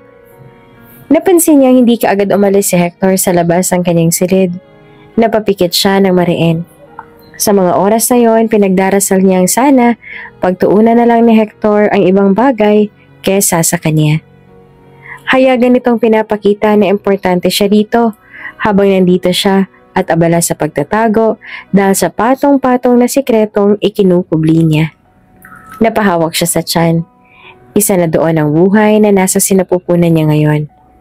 Alam niyang hindi nito deserve ang itago at deserve nito ang ama na katulad ni Hector. Pero may mga bagay na pumipigil sa kanya at naiinis siya sa sitwasyon niya ngayon. May bibilhin lang po ako. Ani ni Mina kay Aling Belen isang umaga. May bitbit siyang itim na plastic bag sa isang kamay.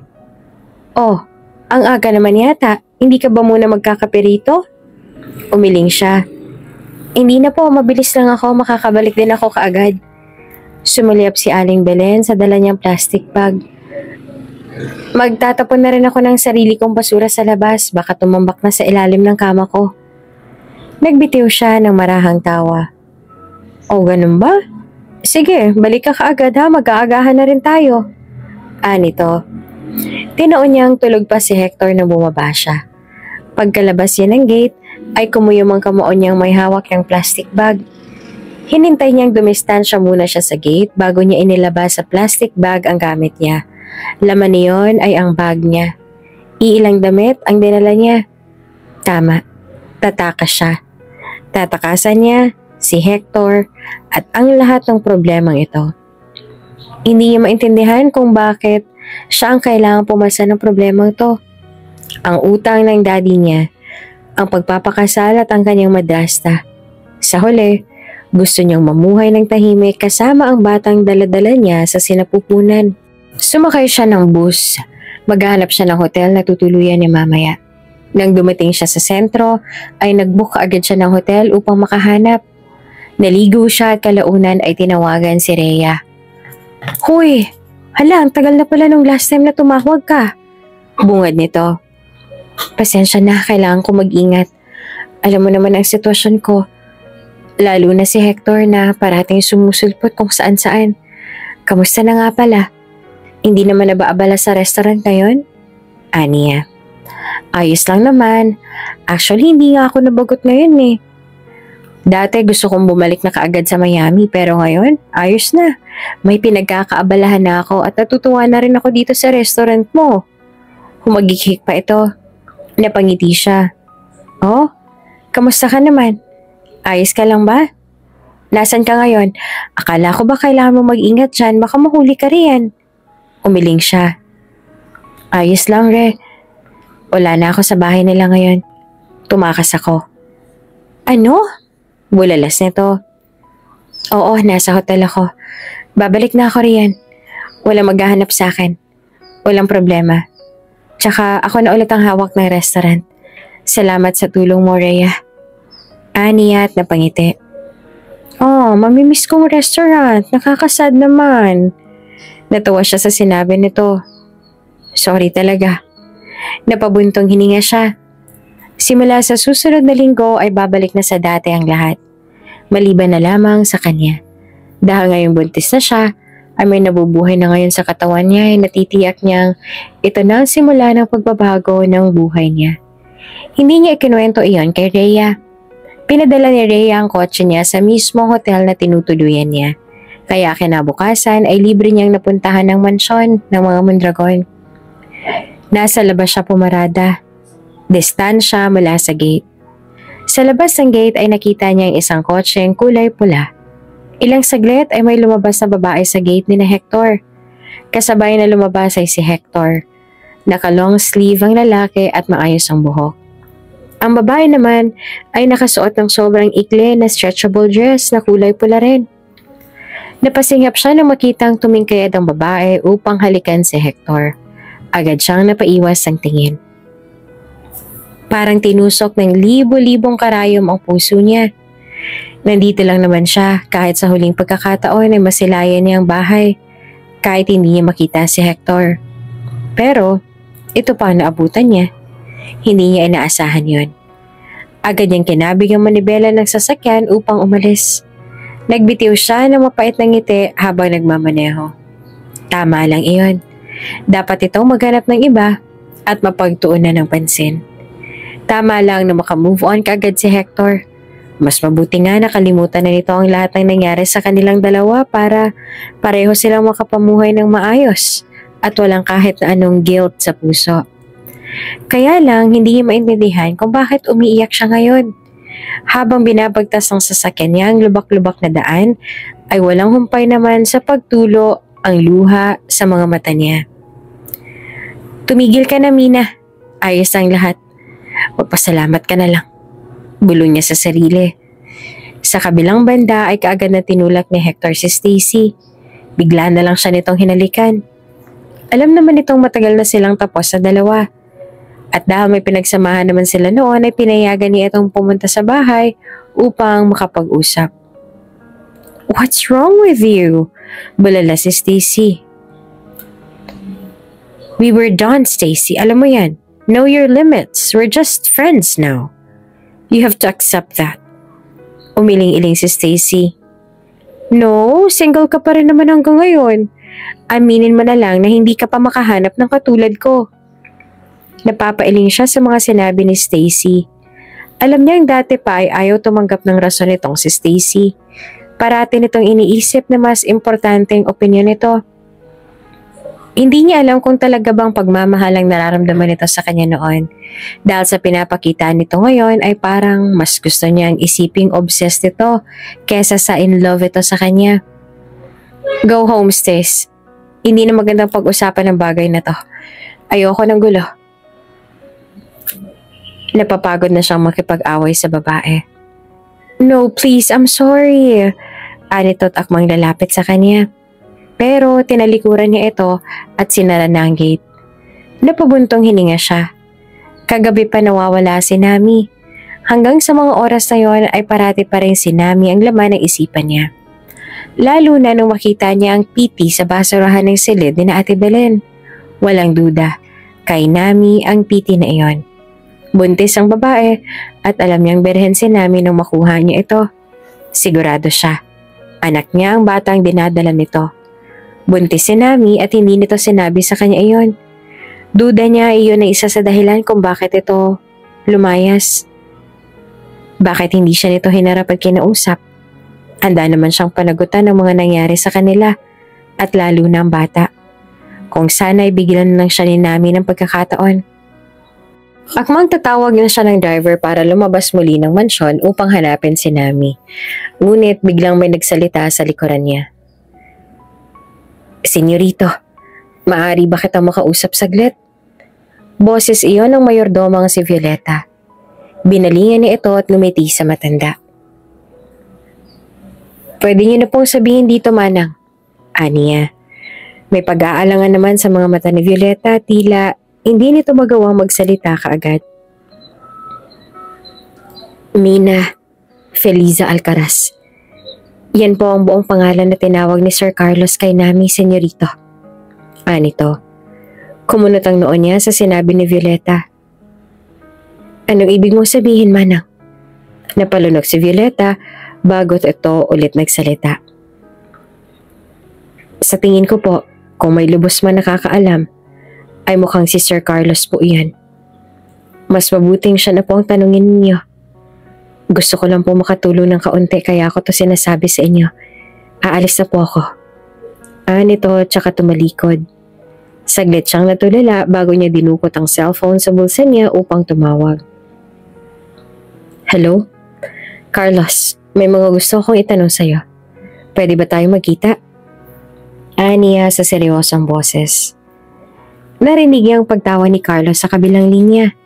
Kumuyom ang kamao niya. All this time, may alam pala si Carlos tungkol sa babae.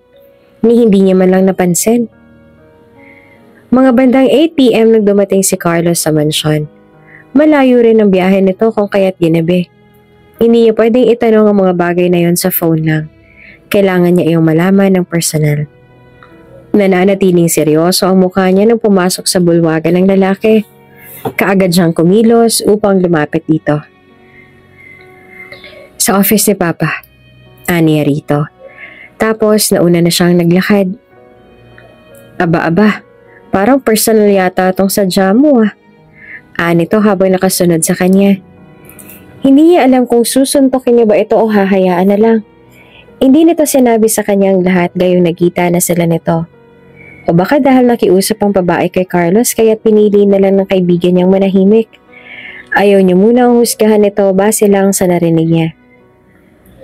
Can we talk about Nami? O mas mabuting tawagin ko na lang siyang Mina Feliza Alcaraz. Panimula niya. Doon pa lang ay nakita niya na agad kung papaano itong umisi. Tila may kahulugan ang pagngisi nito. Natitiyak niyang may makukuha siyang impormasyon ngayon. Sa kabilang banda, hindi maampat ang luha sa mga mata ni Mina habang nag-aayos sa mga gamit niyang dadalhin sa pagbabalik niya. Gusto niyang mag-concentrate sa pag-aayos sa mga gamit niya pero hindi niya magawa. Parating bumabalik sa isipan niya ang senaryo kung saan kahalikan ni Hector ang babaeng yon. Tumigil ka na, please lang. Bulalas niya sa sarili. Kasi kahit ilang beses niyang sabihin sa sarili niya iyon na patuloy pa rin niyang lumuluha. Tila may sariling utak ang mga mata niya at ayaw nitong makinig. Ilang saglit lamang ay tumawag ulit si Rhea sa kanya. Simula nung nalaman nitong nakadtakas siya sa mansyon at kasalukuyan siya nasa hotel, ay parati na itong tumatawag sa kanya. Hello? Oh, kamusta? Ayos ka pa naman ba dyan sa hotel? Di ba na-receive mo ng kotse? Bungad ka agad nito. Oo, salamat. Kakaiyak niya lang kaya't obvious na obvious ang boses niya. Uy, para kaya tong umiiyak dyan, anong nangyari? Napalunok siya sa sunod na tanong ni Rhea. Ayaw niya sanang sabihin sa iba pero nahihirapan na siyang dalhin ang mabigat na problemang ito sa kanyang dibdib. Gusto niya iyong ilabas upang mabawasan kahit papaano.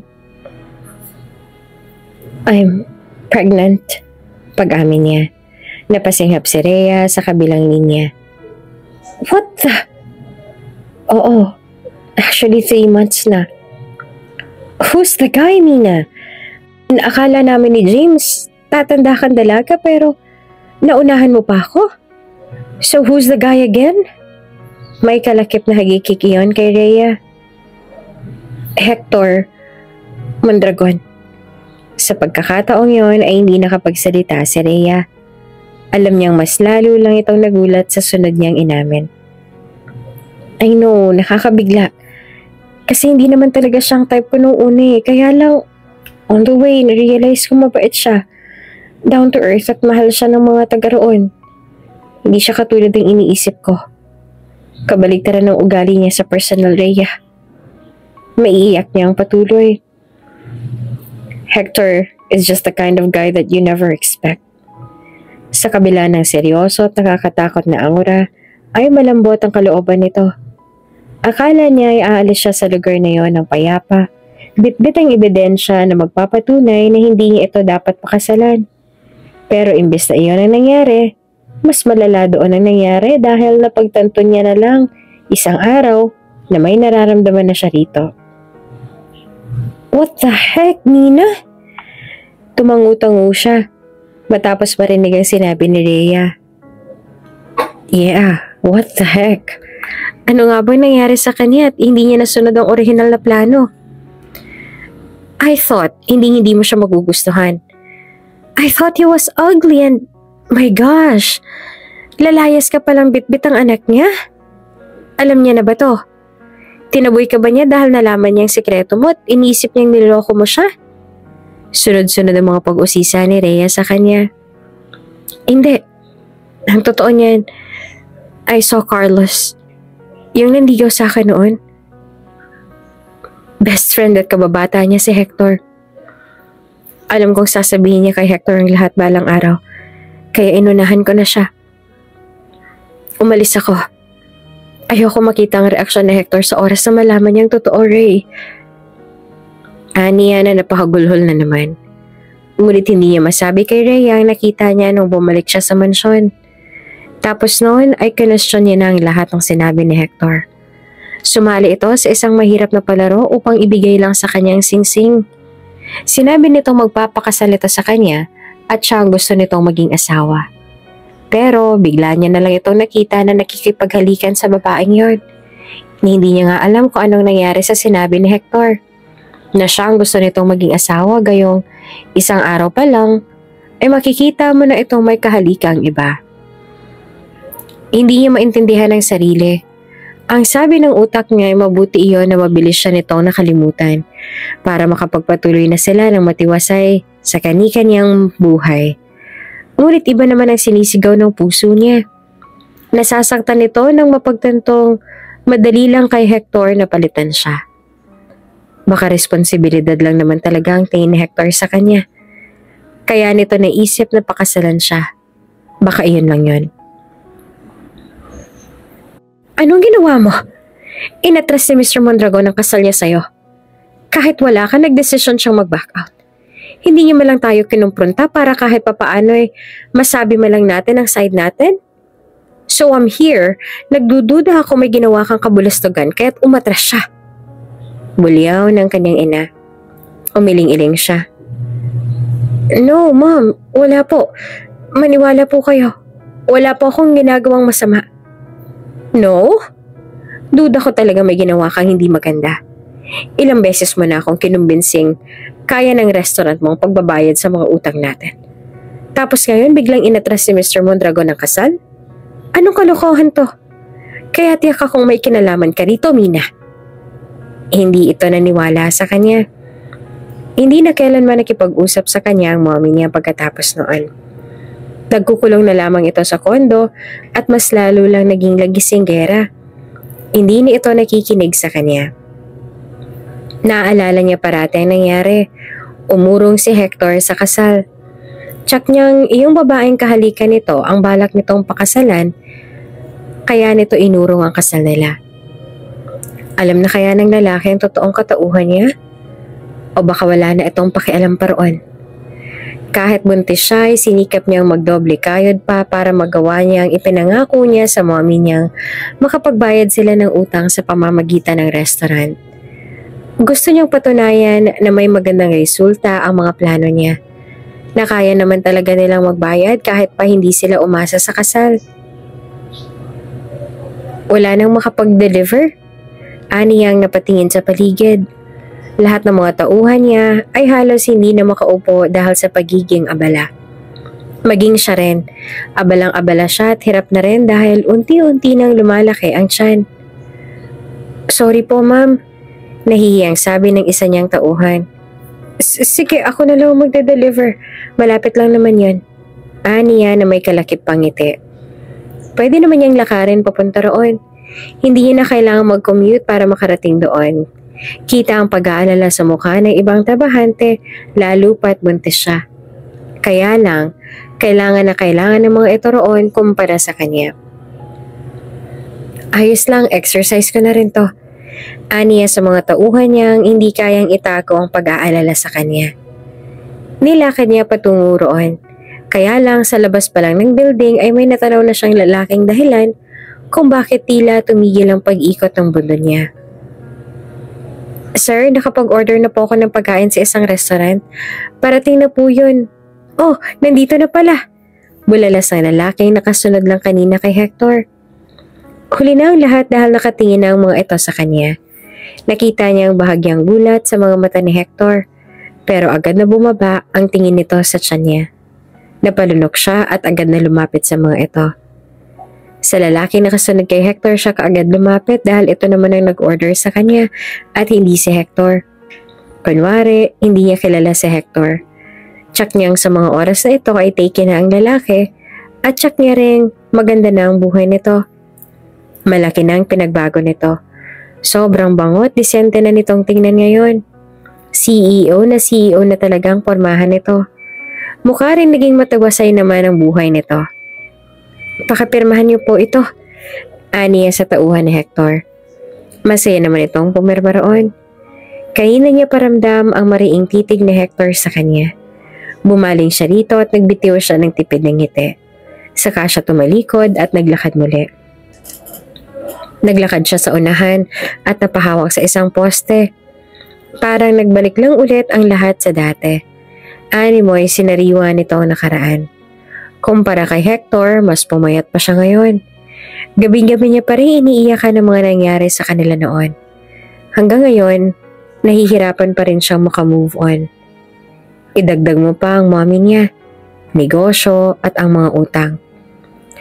Pumasok siya sa isang convenience store upang bumili ng tubig at maliit na cupcake.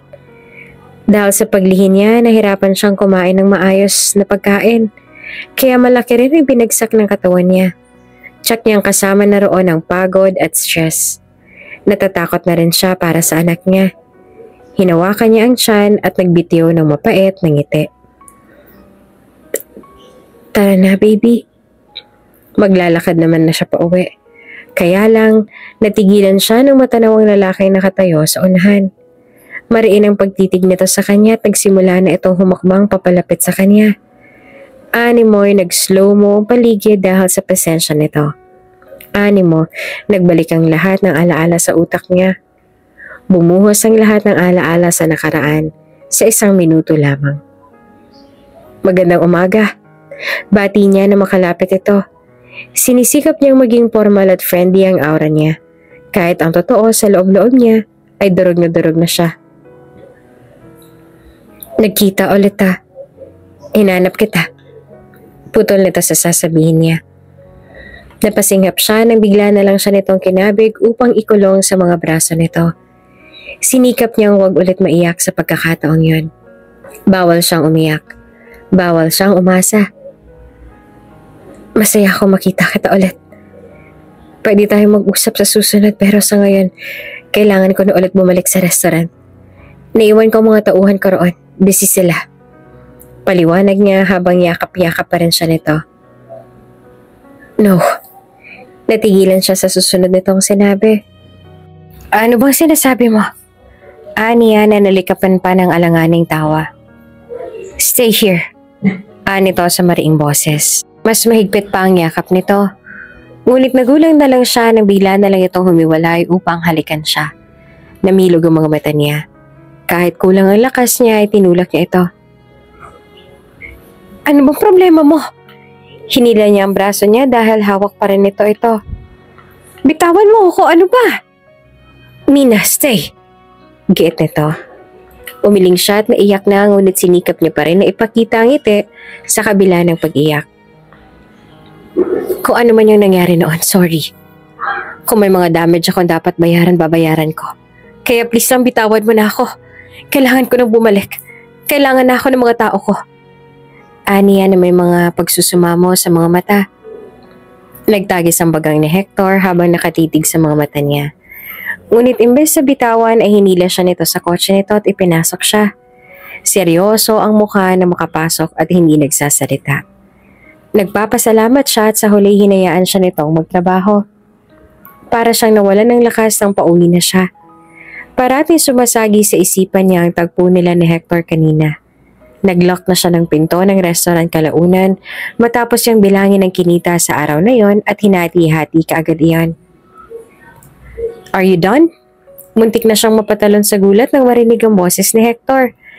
Nakasandalang lalaki sa sasakyan nito at mukhang kanina pa siyang hinihintay. Bakit nandito ka? Aniya at nagbitaw ng alanganing ngiti. Hop in, Mina. I'm taking you home. Nito sa seryosong boses. Napalunok siya. Talagang tinawag na siya nito sa totoo niyang pangalan? Alam ni Hector ang lahat. Ngunit wala na rin namang kwenta yun dahil hindi na noon mababago ang nangyari. Baka makita tayo ng asawa mo. Ayoko maging dahilan ng pag-aaway ninyo. Okay lang sa akin na mag-commute. Sanay na ako. What are you talking about? Anong asawa? Nito na nakakunot ang noo. Ikaw, may asawa? Napakamot siya sa batok. For pet's sake, I'm single and I'm not married. Nito sa mariing boses. Napalunok siya at nag-iwas ng tingin. So, girlfriend pa rin nito yung babaeng yon hanggang ngayon? I am not married, Mina. Ulit nito na animoy kinukumbinsi siya. Tumango siya at nagbitiw ng ngiti. Okay. Ngunit imbes na kumilos upang umalis ay nananatili ito nakatitig sa kanya na parang binabasa ang reaksyon niya. Mina, what are you thinking? I'm not taken. I don't have a girlfriend, lalo ng asawa. Paliwanag nito. Medyo nagulat siya. Wala nga talaga itong karelasyon ngayon. Ngunit ayaw niyang ipakitang naaapektuhan siya. Dahil sa totoo lang, hindi na dapat siya maapektuhan. Okay. Aniya sabay tango. Ngunit nananatiling nakatitig ito sa kanya na animoy hinihintay nitong maidugtong siya. Uuwi na ako. Untag niya. Kaya kumilos kaagad si Hector at pinagbuksan siya ng pinto.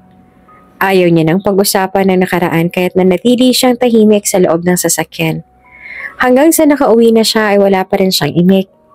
Hindi kaagad siya nakatulog ng gabing yon. Parating sumasagi sa isipan niya ang mga naging usapan nila. Ang stress na nararamdaman niya kagabi ay nadagdagan lang nang bigla niyang makita ang pinaghahakot na ng mga tauhan niya ang mga upuan at kung ano-anong mga gamit mula sa loob ng restaurant. Naku, hindi niyo po alam, ma'am. Binenta na ng mommy ninyo ang restaurant.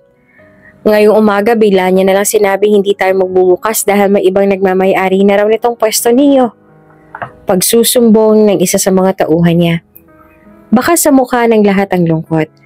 Habang siya ay halos lumabas na sa dibdib ang puso dahil sa malakas na pagkabog. Ang restaurant niyang pinaghirapan ay bigla-bigla na lang ibinenta ng mommy niya nang wala man lang pasabi. Agad siyang lumabas at dinukot ang cellphone para tumawag sa bahay pero wala namang sumasagot. Hanggang sa nabasa niya ang chat ng mommy niya. Mag-a-abroad na ako. Sorry, Iha. I hope you understand. Iyon lang at wala nang ibang message. Pagkatapos ng lahat ng pagsisikap niya, pagkatapos ng lahat ng mga sakripisyo niya para lang mabigay ang hinihingi ng mommy niya, biglang ganito? Hindi naman siya nagkulang para gawin sa kanya ng mommy niya ito. Nangihina siyang lumabas ng restaurant. Kaya lang, saktong nakalabas siya nang bigla na lang umikot ang paningin niya. Muntik na siyang matumba, mabuti na lang at may kaagad na pumigil sa braso niya upang hindi siya tuluyang saluhin ng semento. Mina, are you okay? Nalingunan niya si Hector. Nandito na naman pala ito. Inilalayan siya nitong pumasok sa kotse. Ipinikit niya ang mga mata niya na makaupo sa loob. Hanggang sa gupuin siya ng antok. Nang magising siya, ay binabagtas na ng sasakyan ni Hector ang pamilyar na daan. Nasaan tayo? Kaagad siyang umayos ng upo at agad na lumingon-lingon sa paligid. Nagsimula na siyang maiyak. Ibalik mo ako sa restaurant. Baka pwede ko pang kausapin yung pinagbentahan ni Mommy. Baka pwede ko pang bawiin ang restaurant ko. Kaya lang nananatiling seryoso ang mukha ni Hector habang binabagtas sila ang tahimik na daan. Hanggang sa makita nila sa unahan ang mansyon. Ang mansyon nila. Inuwi siya nito sa probinsyang iyon. Ano ba, Hector? Bakit niyo ba lahat na ginagawa sa akin? Bakit ba bigla-bigla na lang kayo nagdedesisyon para sa akin na wala akong kaalam-alam? Bakit ba parang wala akong karapatang magdesisyon para sa sarili ko? Bulyaw niya sa galit. Natigilan si Hector at agad nitong hininto ang sasakyan. Bumuhos na ang luha niya sa pagkakataong yon. Agad siyang nagtanggal ng seatbelt at binuksan ang pinto. Walang suot sa paa nang maglakad siya. Maghahanap siya ng masasakyan sa unahan. Babalik siya sa syudad. Lalayo siya sa lahat. Kaya lang natigilan siya nang bigla na lang siya nitong yakapin mula sa likod. Napahugulhol siya at nawala ng lakas sa mga tuhod. Please, I'm just scared that you might leave again. I'm sorry if this is so selfish. I'm really sorry. Bulong nito sa kanya. Pinikit niya ang mga mata niya. Naisip niya, siguro kaya siya naghihirap ngayon dahil inuna niya ang iba. Na nakalimutan niya ang asikasuhin maging ang sarili niyang mga gusto at kailangan. Please love me, Mina. Kahit kaunti lang. Ayos na sa akin kahit kaunting pagmamahalak. May pagsusumamo sa boses nito. Pumikit siya at hinayaan nitong yakapin siya ng mahigpit. Tama. Dapat niyang pagbigyan ang sarili niya minsan. Pinahid niya ang luha sa mga mata at hinayaang maramdaman ang init na hatid ng yakap nito. Hindi kailangan ni Hector na magsumamo para sa kakarampot na pagmamahal niya. Dahil noon pa man, may malaking puwang na si Hector sa puso niya. At dahil parati niyang inuuna ang iba kaya't nakalimutan niya ang nararamdaman niya. Hindi niya namalayang may mga minahal pala siya at gusto niyang makasama. Nandito na tayo. Bulong ni Hector sa may tenga niya. Iminulit niya ang mga mata niya at pinagmasdan ng tahimik na malaking silid. May malaking terasa iyon at puti ang lahat ng kortina, katulad ng ibang silid. Ito ang ipinagbabawal na silid ng mansyon ng mga Mondragon. Naalala niyang pinagbawalan siya ni Aling Bella noon na pumasok sa silid na ito dahil maliban kay Violeta at kasapi ng pamilya ng mga Mondragon ay wala nang ibang makakapasok sa silid na iyon. Misteryo iyon sa kanya noon. Ngunit nagbago iyon nang hayaan siya ni Hector ngayon na makita ang silid. Sa wakas, binuksan niya na ito ngayon sa kanya. Hinawakan nito ang kamay niya at iginiya patungo sa terasa. Nagtataka man ay sumunod pa rin siya kay Hector. Hindi maalis ang titig nito sa mga mata niya habang iginigiya siya palapit sa terasa. Hanggang sa bigla na lamang itong lumuhod sa harapan niya. May kinuha itong kahita ng singsing sa bulsa nito. Matagal-tagal na rin ang huling binuksan ng silid nito. At huling nabuksan ito ay naunang propose si Papa sa mama ko. Bawal itong pasukin dahil nangako kami na ang dadalhin lang namin dito ay ang mga taong gusto naming makasama habang buhay.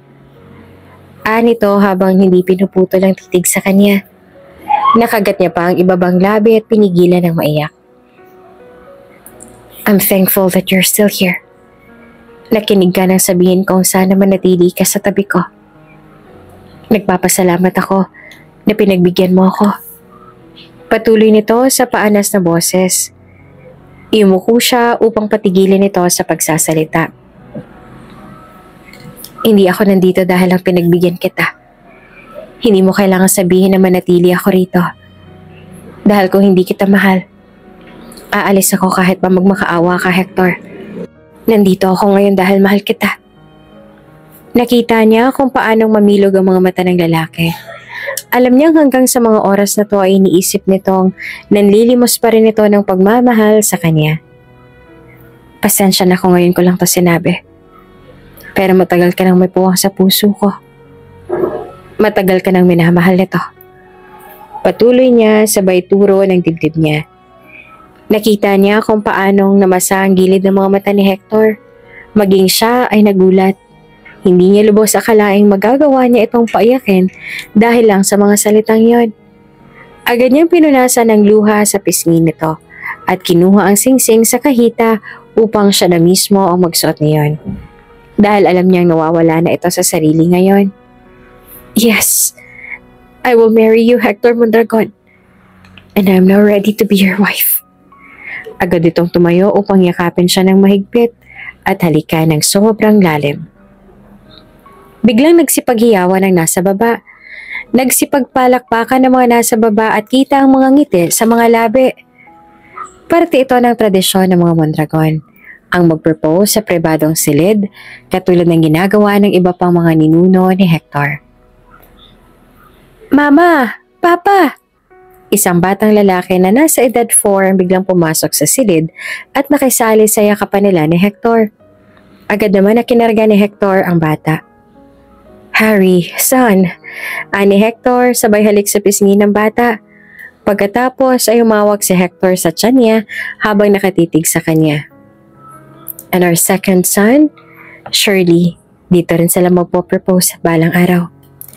Natawa siyang yumakap. Yes, buntis na naman siya sa pangalawa nilang anak na lalaki.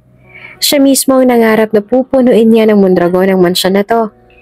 Sa kanila mismo magsisimula ang pagdami ng mga Mondragon na pagpapatuloy sa tradisyon ng mga ito sa pribadong silid na ito. Nagpalakpakan ulit ang mga tauhan ng mansyon sa pagbaba nila. Sa pagkakataong yon ay magsisimula na ang engagement party.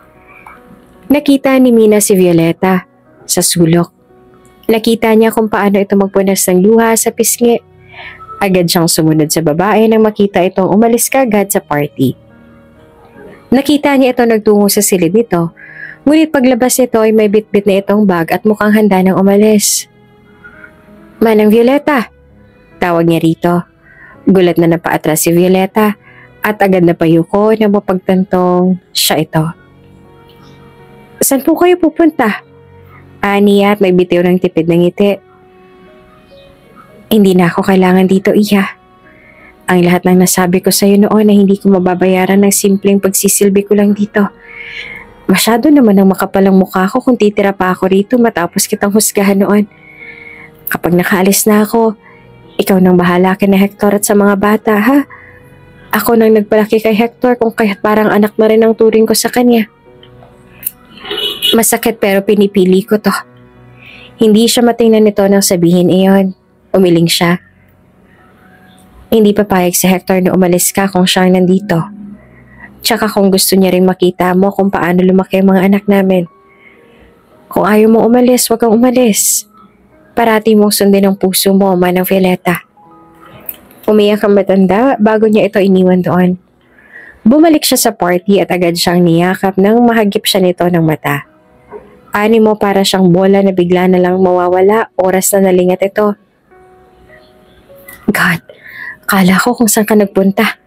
Habang yakap-yakap siya nito. Tumingala siya rito at hinilikan sa labi. Hindi na ako lalayas, huwag ka mag-alala. Niyakap ulit siya nito. Gusto niya mag-sorry sa bagay na yon. Tila binigyan niya pa ng trauma si Hector dahil sa paglayas niya noon. Pinapangako niya sa sariling hindi na iyon mauulit. Nang balingan niya ang entrada ng bulwagan ay nakita niya si Manang Violeta. Napangiti siya nang malaman na nagbago ang desisyon nitong umalis. Hindi na aalis si Manang Violeta. Mananatili na ito sa mansyon na iyon kasama nila. Niyakap niya si Hector. I love you. Bulong nito sa kanya. I love you more. Aniya, pabalik. Kung bago ka pa lang sa channel na ito, Ate Jane TV, huwag kalimutang pindutin ang notification bell and subscribe button. Sana po hindi naman malaking abala sa inyo ang pagpindot ng subscribe button dahil ang kapalit po nito ay ang pagsuporta para makapag-produce ng mga libreng stories sa mga channels ni Ate Jane. Maraming salamat!